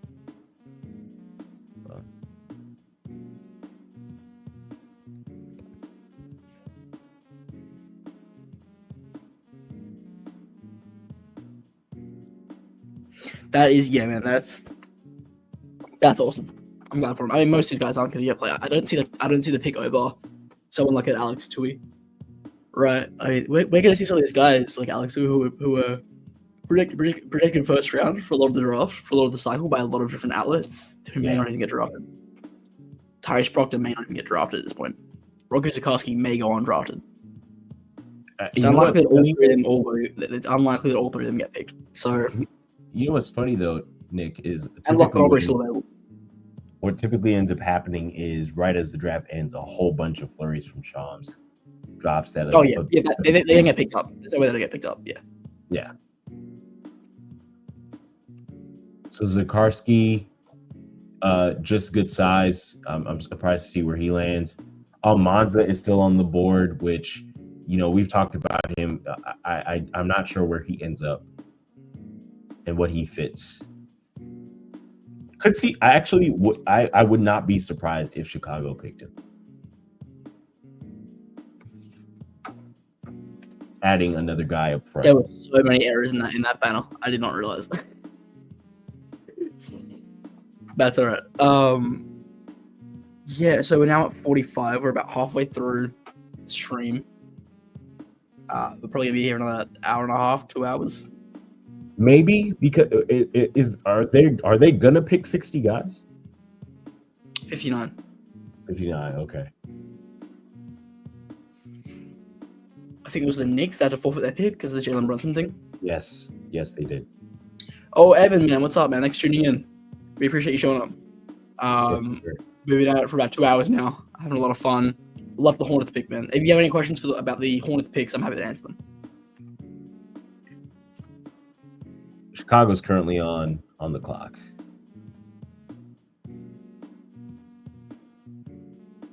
Yeah, as I said, I'm thrilled about the Brooks Bonner got picked. That's he had a great season, scoring the ball, shooting the ball. Obviously had that awful injury about 3/4 of the way through the year, and had to call it quits on his college career. And I kind of just assumed that he wouldn't really get his NBA shot, but I'm really happy for him, man. So Max Shulga's still on the board. Yep. Mike Peavy's off the board. Elijah Martin's off the board. Those guys are all off the board. Hunter Salas is still on the board. Hunter Salas is an amazing prospect. I have a non-draft Hornets question. What are they doing with Miles Bridges? I think Miles Bridges is sticking around for a little bit. They got him on a very good contract. There's of course the issues that I'm not going to comment on, but from a locker room perspective, and from a team culture perspective, Miles Bridges is one of the best the Hornets have ever had. He is constantly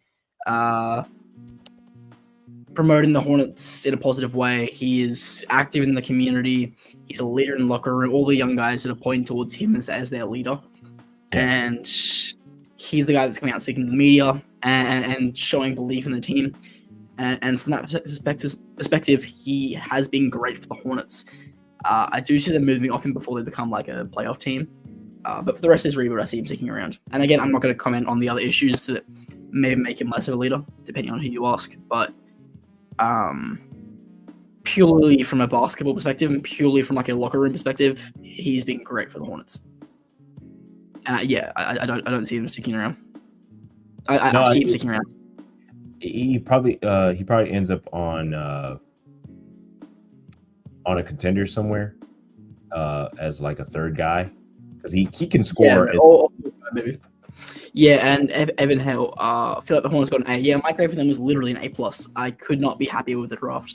Of course, I didn't expect Zion either, but we finally have a bunch of really, really good actual NBA players around LaMelo. right? We've addressed a bunch of needs, which is we drafted every single guy we picked, was a positive connective passer, positive shooter. In Concantable's case, the best shooter in the draft, and in Liam Wheeler's case, one of the best shooters in the draft.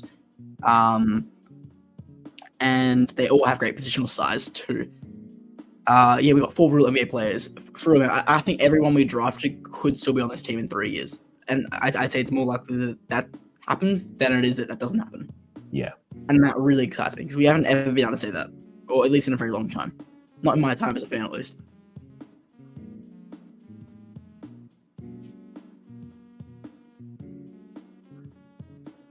Who's on the board now? it's the Bulls, and they have selected Mark Tatum is up there. Rocco, that's not a bad drop for him. That's not a bad spot for him. I like that a lot. He gives him size. I have a feeling that they end up moving away or off of Vujovic, yeah. Vujovic, yeah. They finally have some rim protection.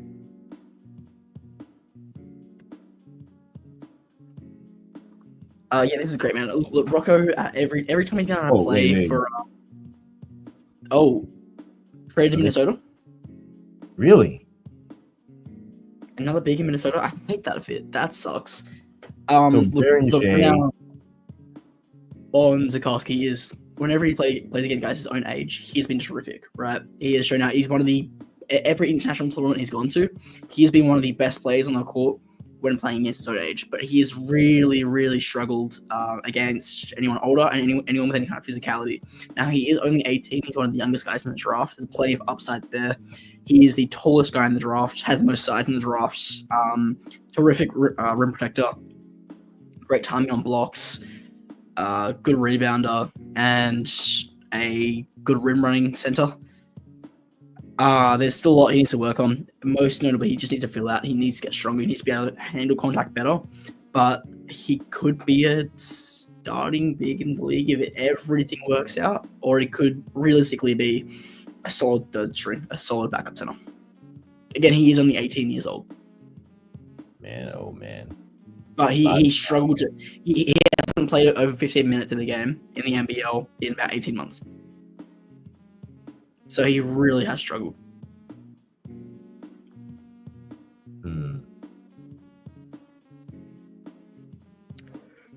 But I hate that fit in Minnesota, man. I like that he's loading for Rudy Gobert. And if they're moving Rudy Gobert, they're planning on trading Rudy Gobert. I like the fit. As Nas Ridge is the starting center, and then Roger Zukowski is the backup, kind of playing a bit of defense. But I don't see a world where he gets many minutes to develop at all. The question is, who wants Rudy Gobert's contract? Shoot, I'll take it on the Hornets. No. It's going to get off. Oh wow! Okay, so he finally came off the board. Amari Williams, to the Magic. Right. Okay. He was not in my top 60. Interesting prospect, for sure. Very active around the boards, can block shots.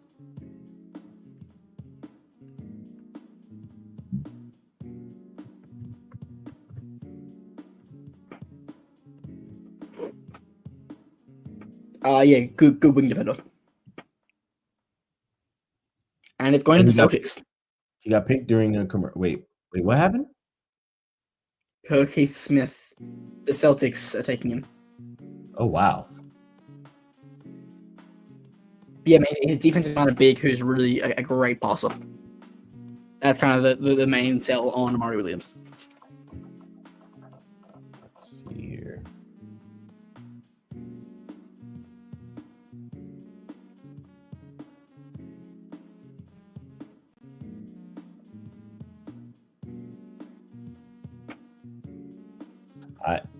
This is going back to the Suns pick. Everyone tuning in, just want to say thanks for tuning in. Thanks for hanging out with us. We've really enjoyed the draft so far. Yesterday was amazing. Today has been pretty fun. A lot of action going on today. A lot of big names still being picked.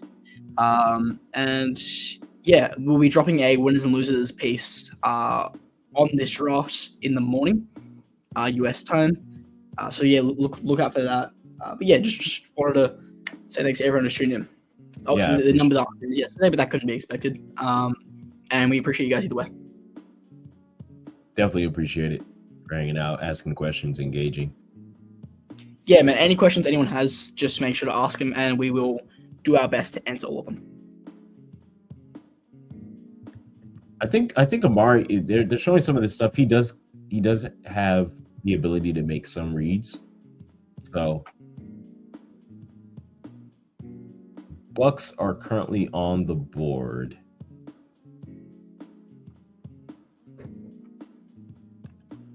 Thoughts on Washington next year? Yeah, we just discussed Washington before you got on the pod. We're all very excited about Washington. Washington's one of my favorite young teams in the league.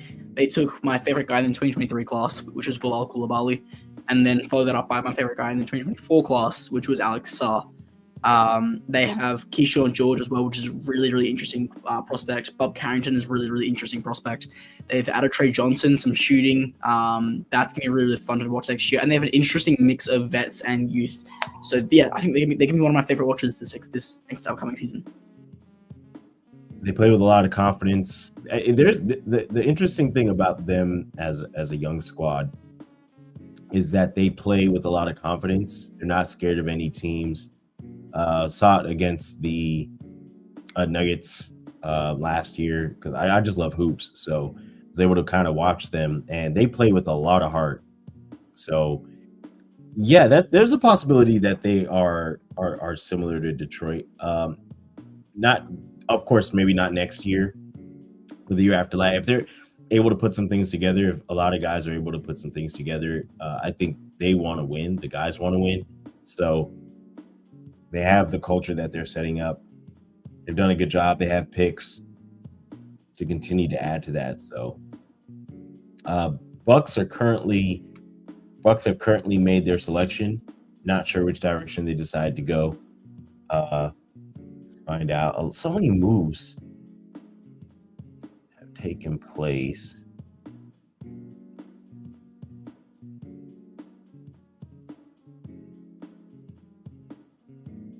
Let's find out. I wonder who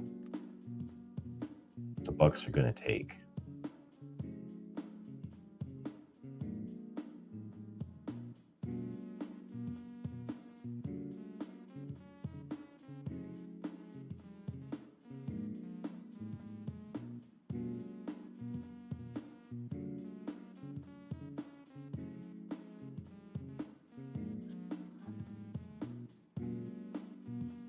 So just waiting on the Bucks pick here.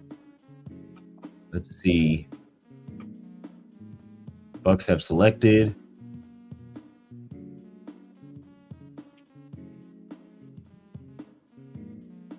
They grabbed Markovic.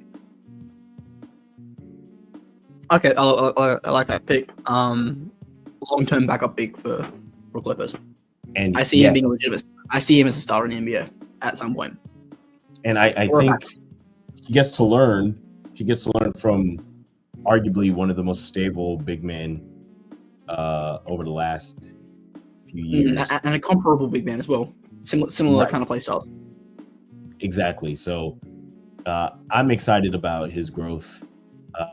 We touched on it a little bit yesterday. That just Brook Lopez has had such a steady career. And he's been in the league for such a long time.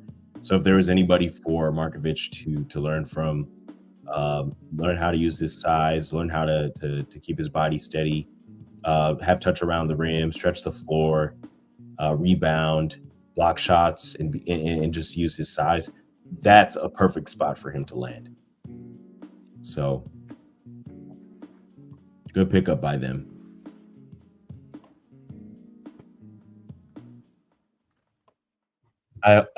Grizzlies are on the board. I'm not sure if this pick is still. Yeah, I agree with this. Nick, what are your thoughts? It's crazy how versatile bigs have gotten over the last few years. If you saw a big like him shooting and passing like that ability to be a top 15 pick 6 or 7 years ago. Yeah, absolutely, man. Especially with his age, man. He's not old. He's, what, 19, 20? Yeah, It's his second year in the draft cycle.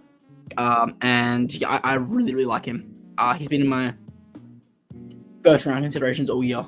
But yeah, like I think that it's become less of a unicorn and more of a necessary need. regularity. A shot like this. Unless you're like really, really good as a traditional big.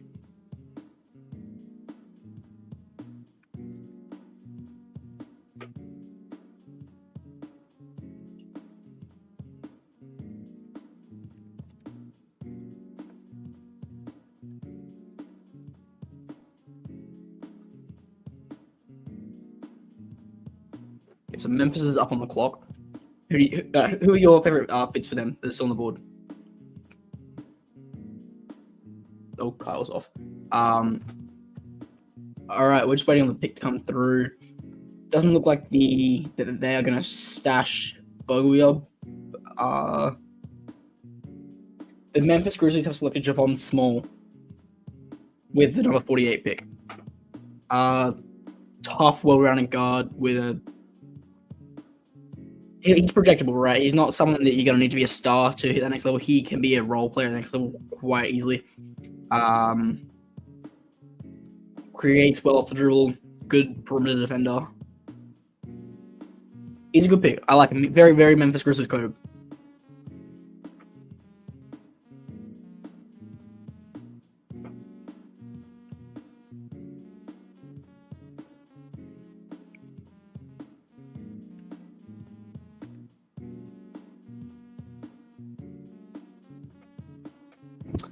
Yeah, as I said before, if you guys have any questions you want answered, just drop them below, and I will do my best to answer them. And when Kyle is back, he'll help out too.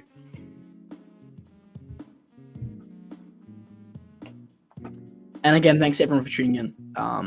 As I said, we were here 5 hours yesterday. Not quite as long today, maybe about 4. But yeah, man, it's been really, really fun these past 2 days. And this is obviously the peak of the year. This is what we work for all year. Being a draft media company, and we put a lot of hours and work into studying these guys and learning about these guys all through the year, so we can provide this to you at the end of the year. So I hope you're all enjoying it.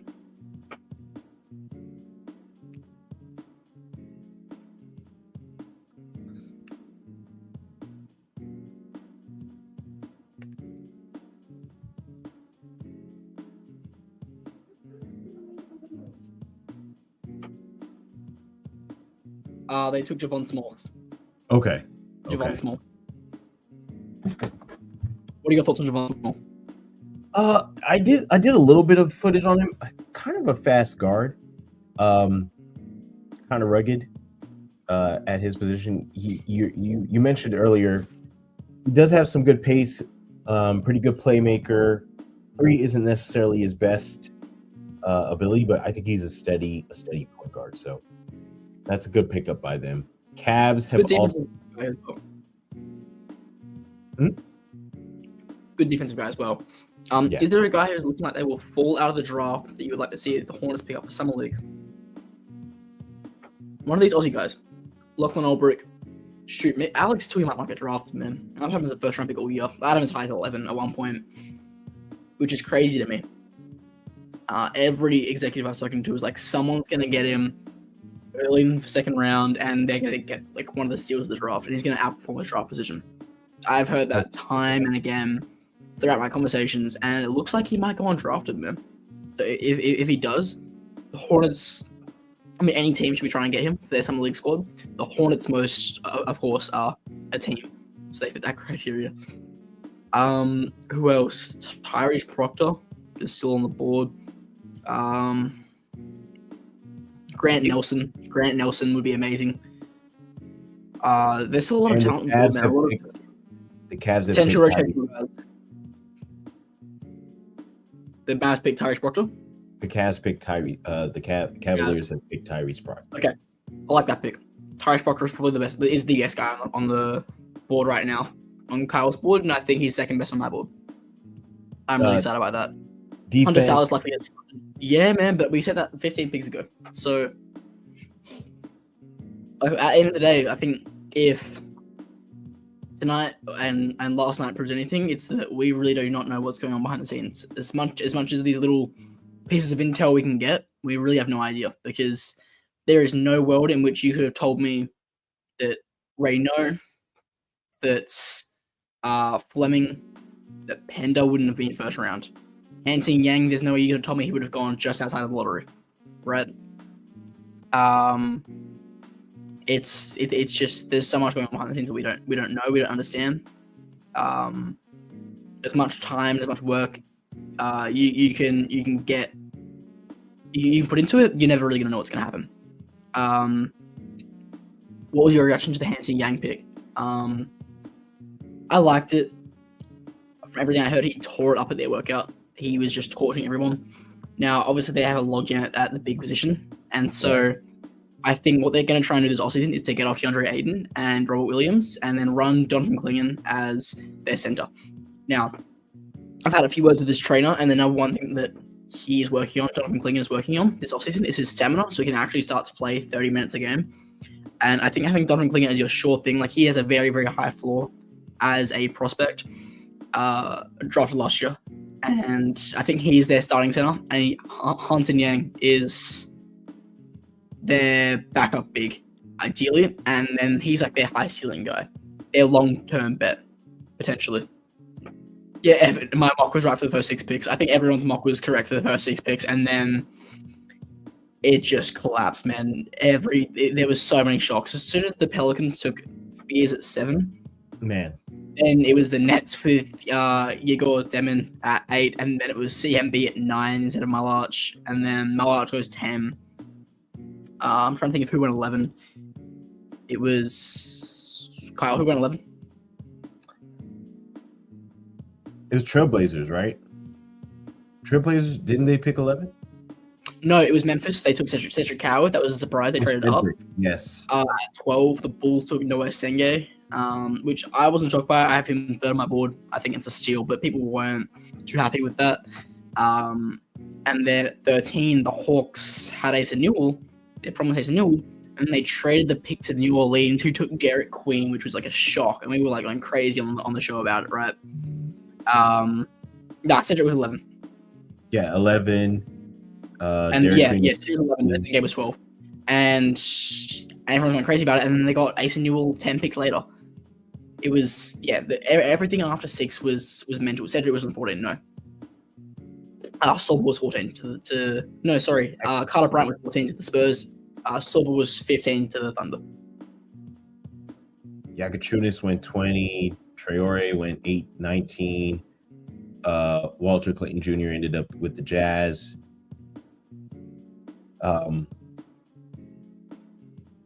Hugo Gonzalez ended up with the Celtics. Wolf ended up with Brooklyn as well. A lot of shocks, man. Ace Bailey. Ace Bailey? Yeah, to the Jazz, of course. Yeah, but I mean, I think that even though he didn't want to go there, there was a high chance the Jazz were going to pick him at 5. I thought he was going 6. I didn't think it was shocking, to be honest. I was surprised. I was like, oh wow, okay, he's going somewhere he doesn't want to go, but he it was reasonable. It wasn't like, oh my god, what? It was, you could have assumed that the Utah, if he was on the board, Utah would have a look at him. Yeah. Also, Beringer ended on they have some size for sure. The Wolves do. So I'm intrigued. I'm intrigued for sure. It's to be seen. The Knicks have selected. I thought they forfeited this pick. Maybe this is a different pick. This isn't the original pick. Kobe Sanders. Okay. Kobe Sanders. I don't have that pick at all. Kobe Sanders. They've added another point guard. He had a decent usage rate. Does have good vision. His true shooting isn't great. However, I do think I'm intrigued to see. I mean, I my reasons for not getting the pick not understanding this pick is because they still have Kolek, who they barely used. So I have no idea. Clippers. I wonder if Clippers go. Let's see, Will Richard. By the way, super random, I just want to give a shout out to Jordan Ennis. If you guys speak here today and weren't here yesterday, Jordan was on the show yesterday. Couldn't make it today, but he did great yesterday. So I just want to give a quick shout out to Jordan. Yeah, he was exceptional. Dressed up too. He looked great. Always prepared. His notes are very layered. Yeah, man. Jordan is one of like the hardest working guys in the industry for sure. So I just want to give him his flowers for sure. Clippers. He doesn't get the credit, I think. What do the Clippers need? Do they go wing here? I'd say they go guard or center. Let's see. Because Kai Jones is the backup center, if I'm not mistaken. Right. Which I'm assuming they may not stay that way. Oh, traded for Clippers. Huh. Right, so they do go wing. I don't hate the pick. Kai Jones is a Maverick. Oh my God. Again? Wait, is that part of the trade, or is that something I missed earlier this season? No, what is going on? I wouldn't be shocked by Mr. Kai Jones trade earlier the year. No, it's not part of the trade. Okay. I will say that I really like Tyrese Proctor to the Cavs. He's gonna cook somebody. Oh man, for sure. Yeah, that's probably one of the better value picks in the second round so far. Oh right. He joined the Mavericks after. I do actually remember seeing that. Yeah, he threw down like a nasty dunk, or was that a lob off Kyrie? He posted somebody. I remember seeing that now.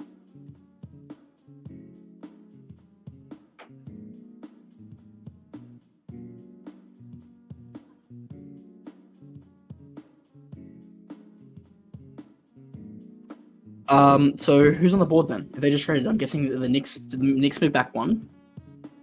I think so. Let's see here. Markovic is off the board also. So Tuhi, Salas, Nemhard, Tanji, Ulbrich. Ulbrich's on the board. I think Lewison's on the board. Golden.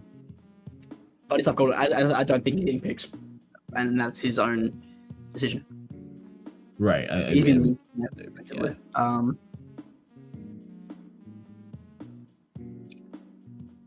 I'm just pulling up my board, seeing right at the bottom, and it's still available.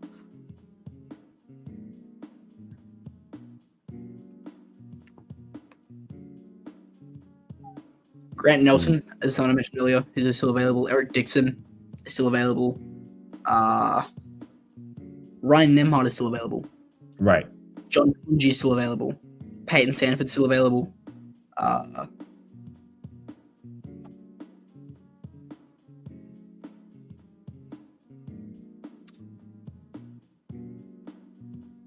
Ink Pate is still available.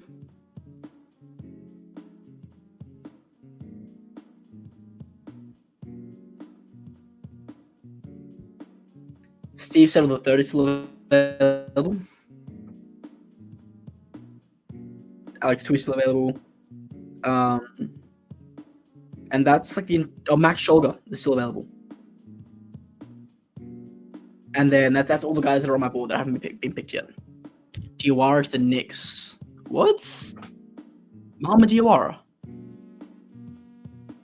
What? That feels like a bad pick.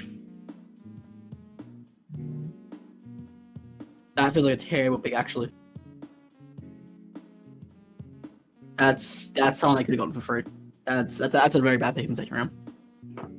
That's something they could have picked up. I mean, it's the 51st pick, right? So you can't say it's like awful asset management, but I mean, I feel like it's probably the biggest reach. They could have definitely got him just signed to a summer league deal.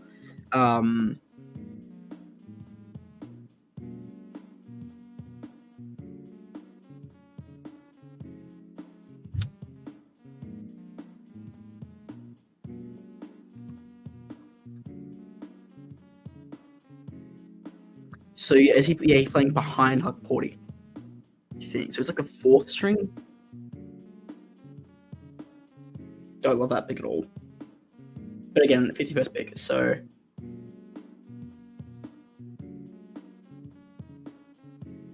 the Golden State Warriors will select Alex Tui at 52. That was Kyle's favorite landing spot for Alex Tui. I really love it. His offensive gravity off the ball, his ability to shoot the ball will fit very well into the system. Is a plus defender, good rebounder. I love that pick. This is probably maybe the best value pick in the second round so far. Yep, exactly. So I spoke to a few different executives about it 2 years ago, or a year ago coming into the draft, just before he pulled out. And they said he does a lot of things right. All the intangibles are correct. Moves well off the ball. Fights hard, but needs to come back and improve as a shooter. He came back this year and he was an absolute shooter. Was torching it, particularly at the start of the year. And now I'm shocked he fell this far. You know, he was a potential first round pick, and man, he's got to be pretty disappointed. But he'll be happy to go to the Warriors. Warriors are a great system. Yeah, anyone who's a shooter would love to go to the Warriors. The Steph Curry, Buddy Hield, just create so much space, and will allow him to do what he does best.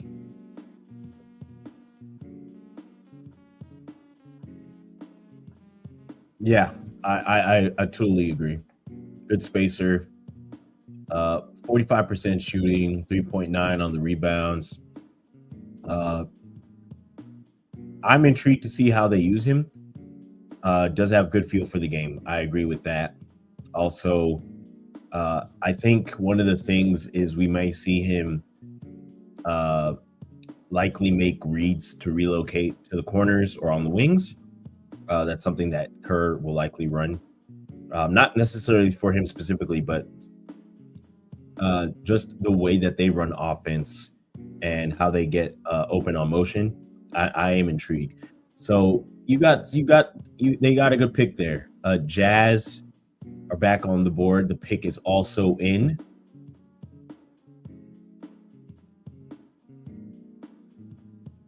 Let's see here. Who did they pick? It's a good wonder here to figure out who the Jazz added.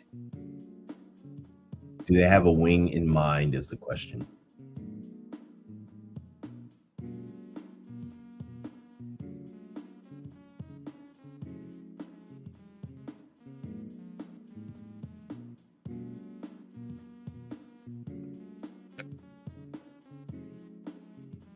We're kind of flying through these picks now. I don't think we'll be here for the last 9 picks as we were for the first 9 picks, right? Yeah. So we should be wrapping up in the next 45 minutes, I'd say.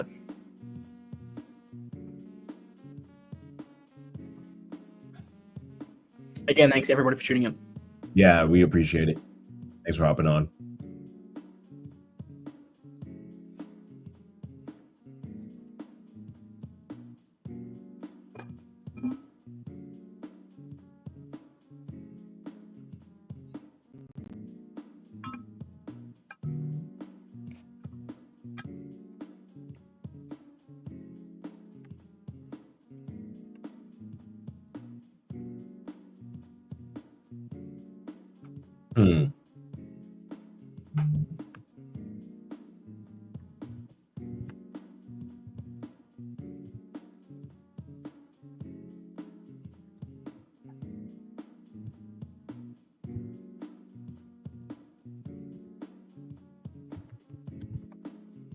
Okay, so I'm always wondering, when they say the pick is in and they don't immediately go to the pick, does that mean Mark Tatum is taking a stroll?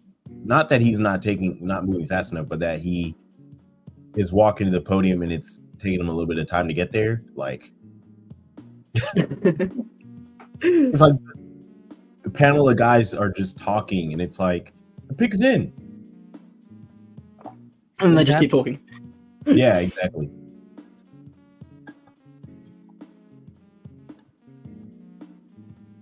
Find out here. Yeah, man. Select. The draft course this year has been very, very poor, and the presentation's been very, very poor. For everything I've seen, it's been very poor. And You Kanye is know, off the board. to us, and to other smaller brands, probably isn't as exciting, right? We don't have the exclusive coverage. We don't have the rights to the draft to go in and interview all these prospects. But we definitely provide the best analysis. And if you want real legitimate analysis, it's definitely, even if you're not supporting Draft Stack, there's a lot of better small creators out there that do work far harder at this, and this is like what they cover all year, and they will provide you with better analysis than Agreed. ESPN and ABC and TNT. I agree with that. So yeah, it's definitely worth supporting the smaller creators.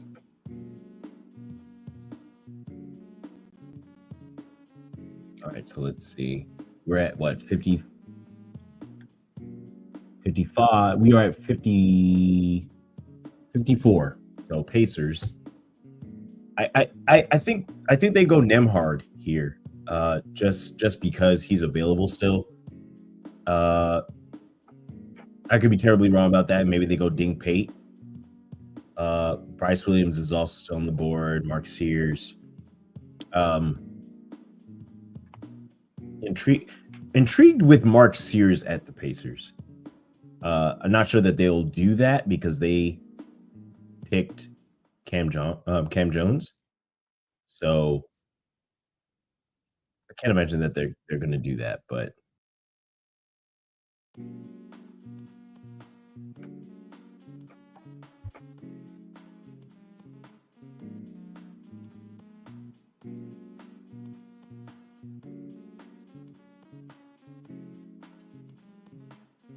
Just waiting on the news for the next pick. Oh, Ian Begley. Mohamed Diawara is actually a very, very close friend with Pacome Dadier, the Knicks' first-round pick from last year. So an interesting little fact there.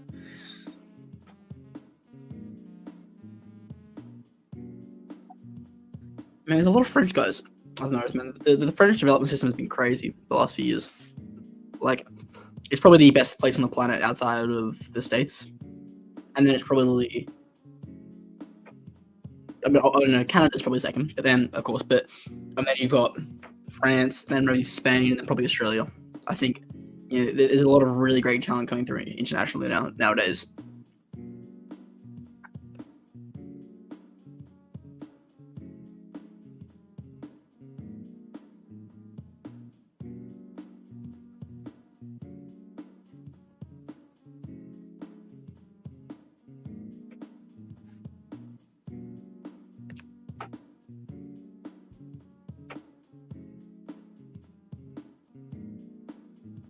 Talon Peter is the number 54 overall pick in the 2024 draft, going to the Pacers.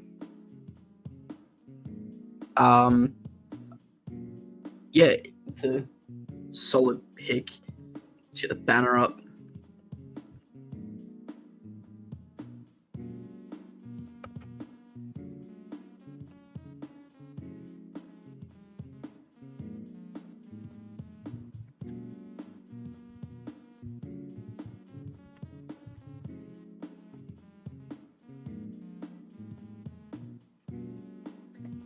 Yeah, look, I don't see these guys. Anyone past this point isn't getting a fully guaranteed contract. Of course, after 42, anyone, you're allowed to offer prospects a two-way deal, and I think this is a case of a two-way deal. I mean, Taylor, I'm not very hard. Taylor, I don't know if he's going to make it to the season. He might not be offered a full contract. He could just be given a summer league deal and then cut.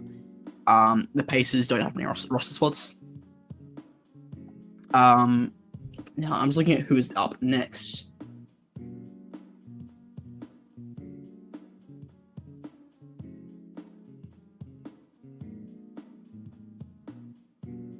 A quick little quote here via James Plow, right?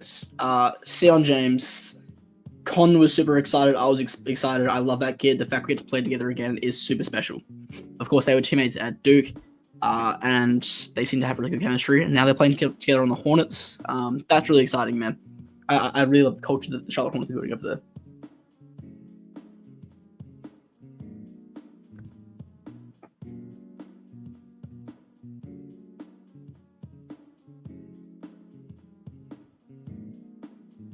I'm gonna assume a lot of the guys that we thought were gonna go are gonna go undrafted, and they likely have contracts waiting. Yeah, I'd assume guys like Hunter Salas are wanting to go. Have chosen to go undrafted.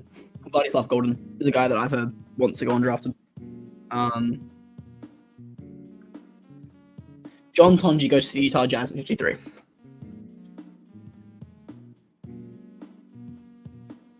Yes.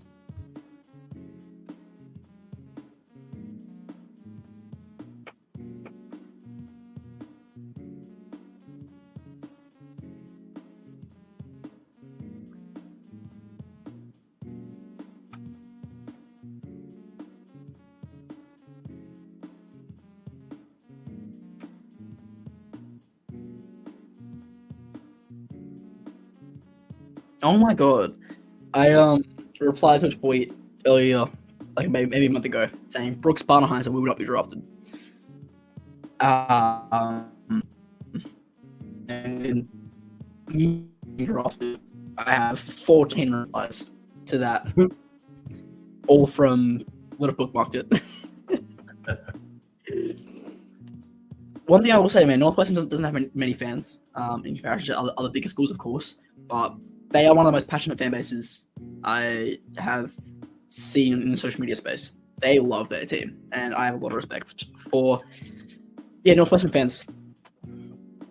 And Northwestern was great this past year. I had a lot of fun watching them until Brooks's injury.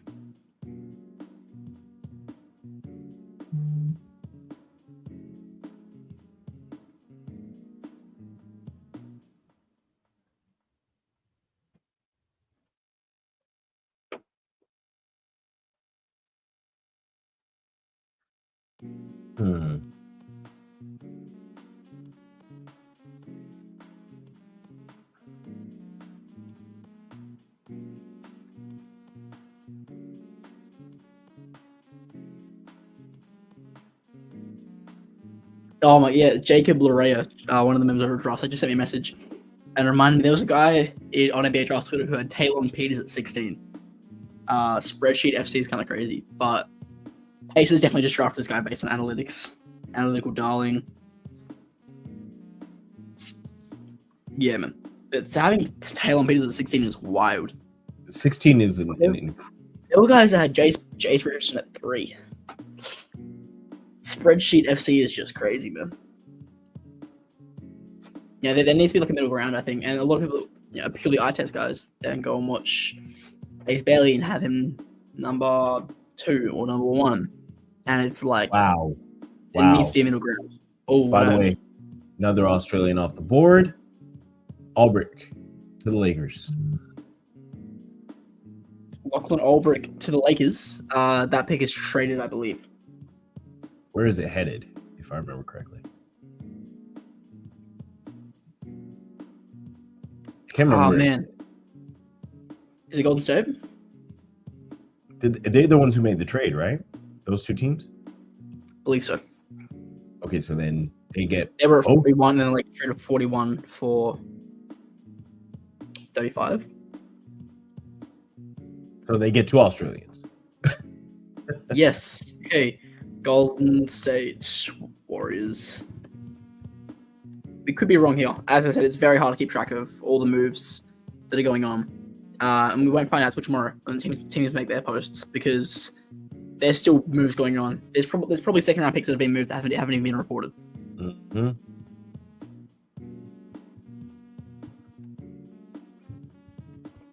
We are I think we are 2 to 3 picks away from the end of the second round here.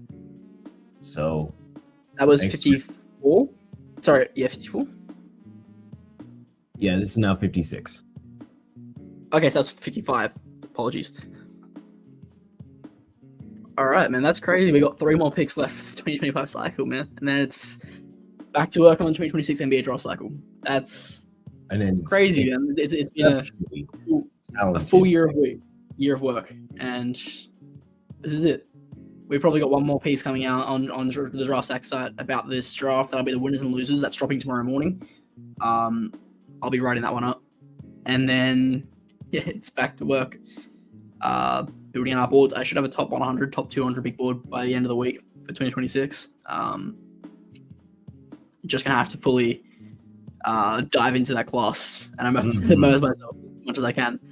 I currently have like a top 75, top 100. So I'll watch film on about 100 guys. It's a very talented class. A lot of talented Man, guys. I was trying to not to talk too much about the next class during the first round, but I guess there isn't a whole lot to talk about in the second round. But so we can talk about it a little bit. But 2026 has potential to be like probably the best class that I'm ever going to get to work on, or that some of us are ever going to get to work on, if they all pan out the way they're supposed to in college. Right. Yeah. I was going to say also, a lot of the guys who were likely slated as first round picks and went back to school are likely, depending on how their seasons, could end up being lower on the board because of the talent coming in. If guys do declare, that's why I didn't get reclassifying, because you're not going to end up going any higher. Not after. That's why I didn't get why Hunter Salas didn't declare last year. Why I withdrew last year, because he would have been a first round pick, right? And he came back into a much stronger class, and it screwed him, man. He's not going to get drafted. He was a first round pick last year, and he's not going to get drafted this year. Great. I mean, he has a he's pretty good as a POA defender, possibly.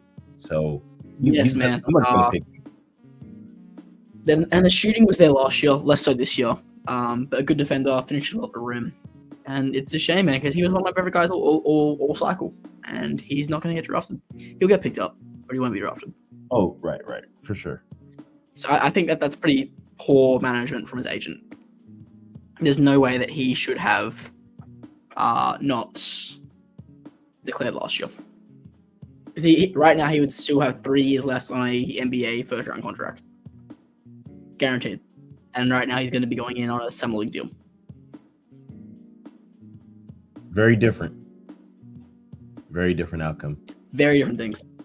There's a very real world where Hunter Salas is not on an NBA roster in 2 months, in a month. So, yeah, man, that sucks. That's the risk you run, I guess, going back. But it is. That's just. I mean, he had a career shooting year. Stock was at an all-time high. It couldn't have got any higher than it was, and it was in an incredibly weak class. Might have even gone like top 20, top 15. And yeah, man, it sucks. It sucks. As I said, he's one of my favorite guys all cycle and last cycle. Yeah. Hate to say it. Looking at the board, who's still available? All the Australian guys are off the board.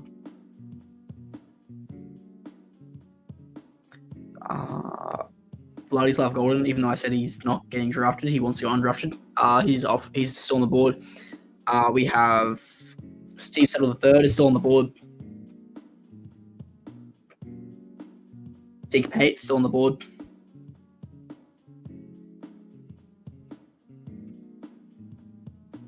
RJ Lewis still on the board. Peyton Sanford still on the board. Ryan Nemhard still on the board. Eric Dixon still on the board, and Grant Nelson still on the board, and Kaderi Richmond still on the board. All guys in my top 60. I could absolutely see Grant Nelson and Ryan Nemhard probably getting offers from the Heat. So the Hornets let Mark, Seth, and Taj go. Think they will have a full roster spots for all 4 picks. Yeah. I mean, they'll make room if they have to cut someone. Or they'll have to trade someone. I'll have a look. I think we're currently sitting at 13 roster spots, which leaves room for 1 free agent, 2 free agents. Yeah, man, I like the offseason. I do too. I hope they don't let Taj go. I loved Seth and Taj last year.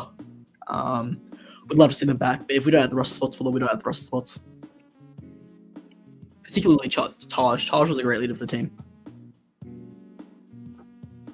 Think all 4 will be full roster spots though? Yeah, definitely. 2 first round picks and 2 guys that were that close to first round picks. There's no way they don't get full contracts.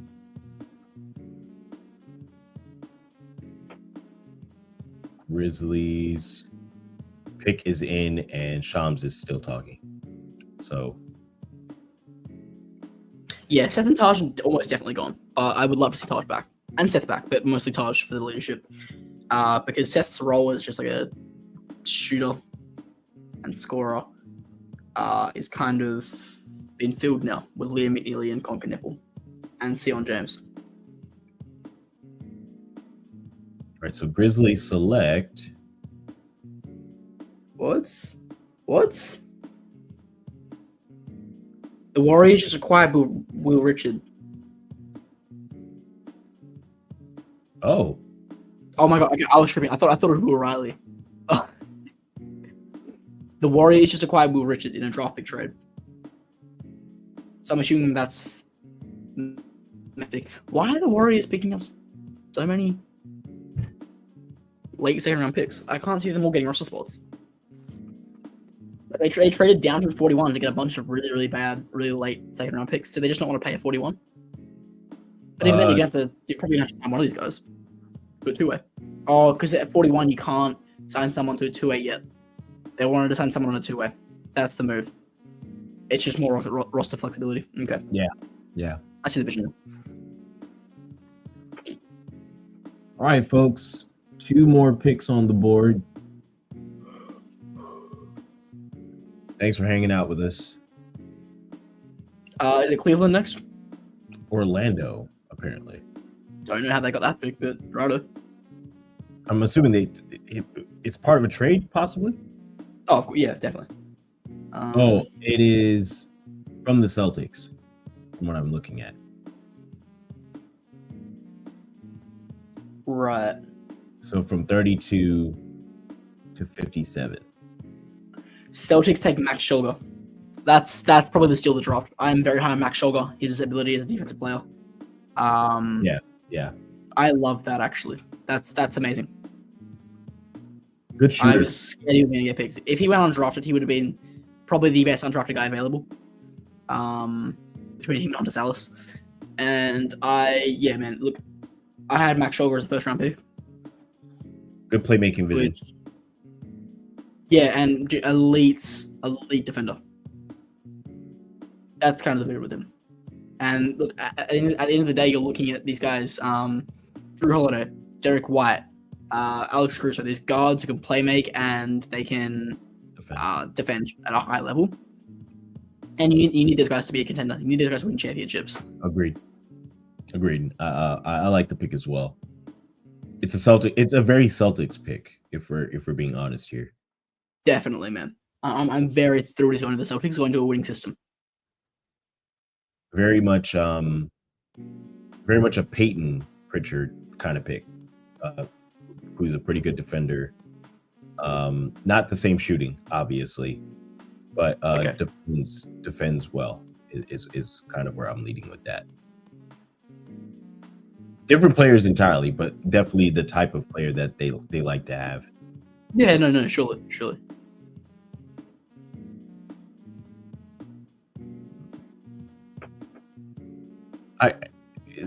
Us finding out about the pick and then broadcast is still just kind of broadcast is still like 55.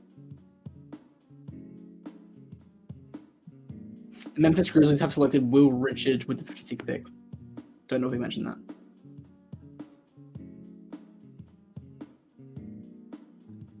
The Bulls have traded Lachlan Olbrich to the Lakers. I didn't even know the Bulls had Olbrich. Awesome. Love his fit there. That's another big for them. Not another big. They traded away Rocco Zukowski. Okay, so that's a good big. Puts good pressure on the rim, good defender, lacks shooting. That's kind of the scouting report on Lachlan Olbrich. I've probably watched 7 or 8 games of him live in person this year, and to be honest, I didn't think he was an NBA guy. I didn't think he was up to the right caliber, but he impressed a lot of the right people at the combine, at the G League combine, and got an invite to the NBA draft combine from that and showed out. So he's literally just getting drafted because of the combine. Measures out quite well as well. That's why you go to the combine and work out. And exactly. That's the whole point, is to raise your stock. And he would still be in Australia right now. He'd still be playing in Illawarra. Creating opportunities for yourself out of that against your peers. So, dude, he wasn't even invited to the combine. He was invited to the G League combine, and he showed out there. He took his opportunity there, and then that gave another opportunity which he took, and he showed out there again. So that's a bit of a life lesson. Cleveland is on the board now. We are one pick away. It has been one heck of a cycle. A lot of talented players that we've written so much and we've talked about so many of them. So in the first and second round, I guess the biggest story initially was Rasheer Fleming falling to the second round. Now plays for the Suns. And Renaud dropped a few more spots than we anticipated. I thought he was going much earlier than he did. Zion James also found his way onto a roster. Cavs have already made their, and Tyrese Proctor is already been selected by the Cavs. So there's been some talent. Kalkbrenner has been on. Penda. Penda was the second pick. That was a massive steal for the Magic. Very happy about that. So I'd rather be on the Hornets. Great fit of the Magic. They've done a good. They did it. A lot of teams have done the due diligence in who they've selected. So, I think the Orlando Magic has some underrated winners of the draft, man. Between Jace Richardson and Noah Penda. I like their picks. Agreed. I have the Spurs as top just because of what they selected. Carter Bryant and Harper. Just they drafted for both the now and the future. I do think being in the gym with Vassell could increase the shooting ability of Carter. Just getting the reps up more than anything else and being around vets who know how to shoot the ball. So they've got some talent in both those picks. Wizards did a good job in selections overall. So I do think that they've done a good job and put together a nice roster.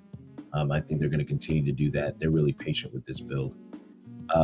Also, I would say that if you would have told me Brooklyn wasn't the biggest winner because of the amount of picks that they had, I would have laughed at you. Now I'm not sure that they are the biggest winners. They might you would losers, think that they would have been. Yeah. So crazy. We walked in and we were like, okay. Literally, I think one of the first things we said on the live was, we already know who the winners of the draft are, and that's kind of some really poor asset management. Yeah, they did. I can understand 2-point guards, but 3 who holding the ball in their hands. Like, come on. If I'm correct, didn't they add Powell? They added Powell, right? Powell as well, but he's a guard. He's a shooting guard, but he doesn't need the ball in his hands as much. So I don't really include him in that. But 4 guards in the first round. Yeah, Demon at 8, Traore at 19. It feels like you could have traded down for Yeager. You could have definitely traded down for him. I mean, the only pick that I think is pretty good is that they added Danny Wolf. You could have made a deal with the Suns. The Suns would have traded up for Melowaj.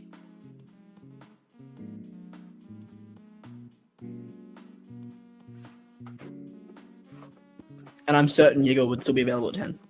Yeah, I think so too.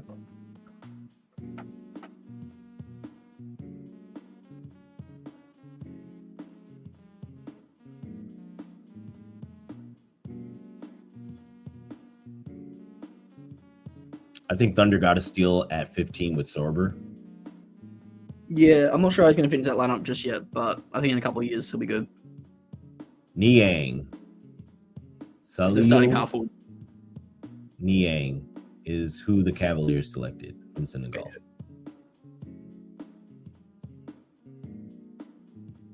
I didn't scout him as much, to be truthful. He's gonna be stashed in EuroLeague. No surprises there. Right. Wow. One more pick. He wasn't even invited to the camp in Italy, and he's from Italy. So they've taken a flyer on one of their guys, obviously. But yeah, this is the final pick of the 2025 NBA draft. What Mr. Irrelevant. Man, this is crazy. Look, we work at this class for the last year, obviously.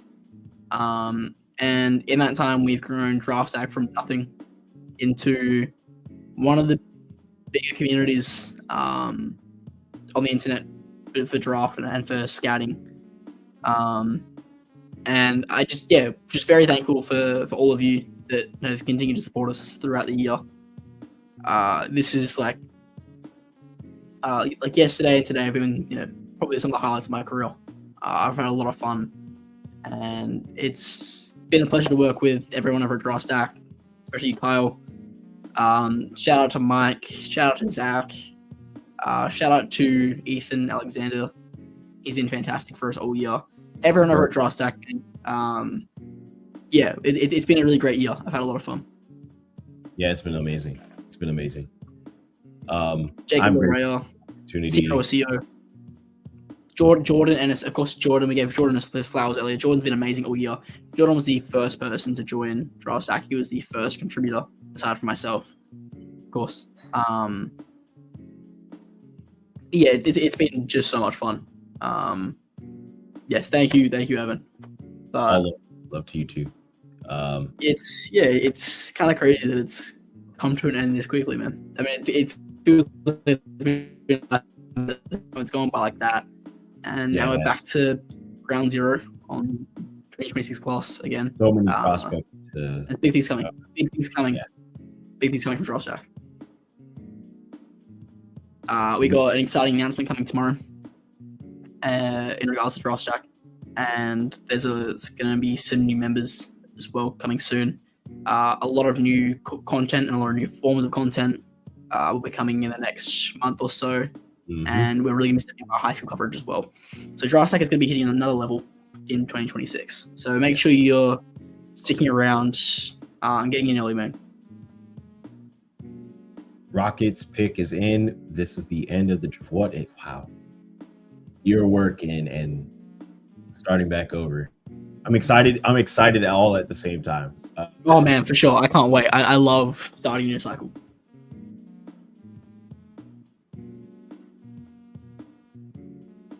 I have a strange thought here, Nick. I wonder what happens Caleb Love gets drafted. Wow. Did not see that coming. Wow. I didn't. You know what's funny? Legends from Arizona now. I didn't have him. Wait. Jemiah Meshach?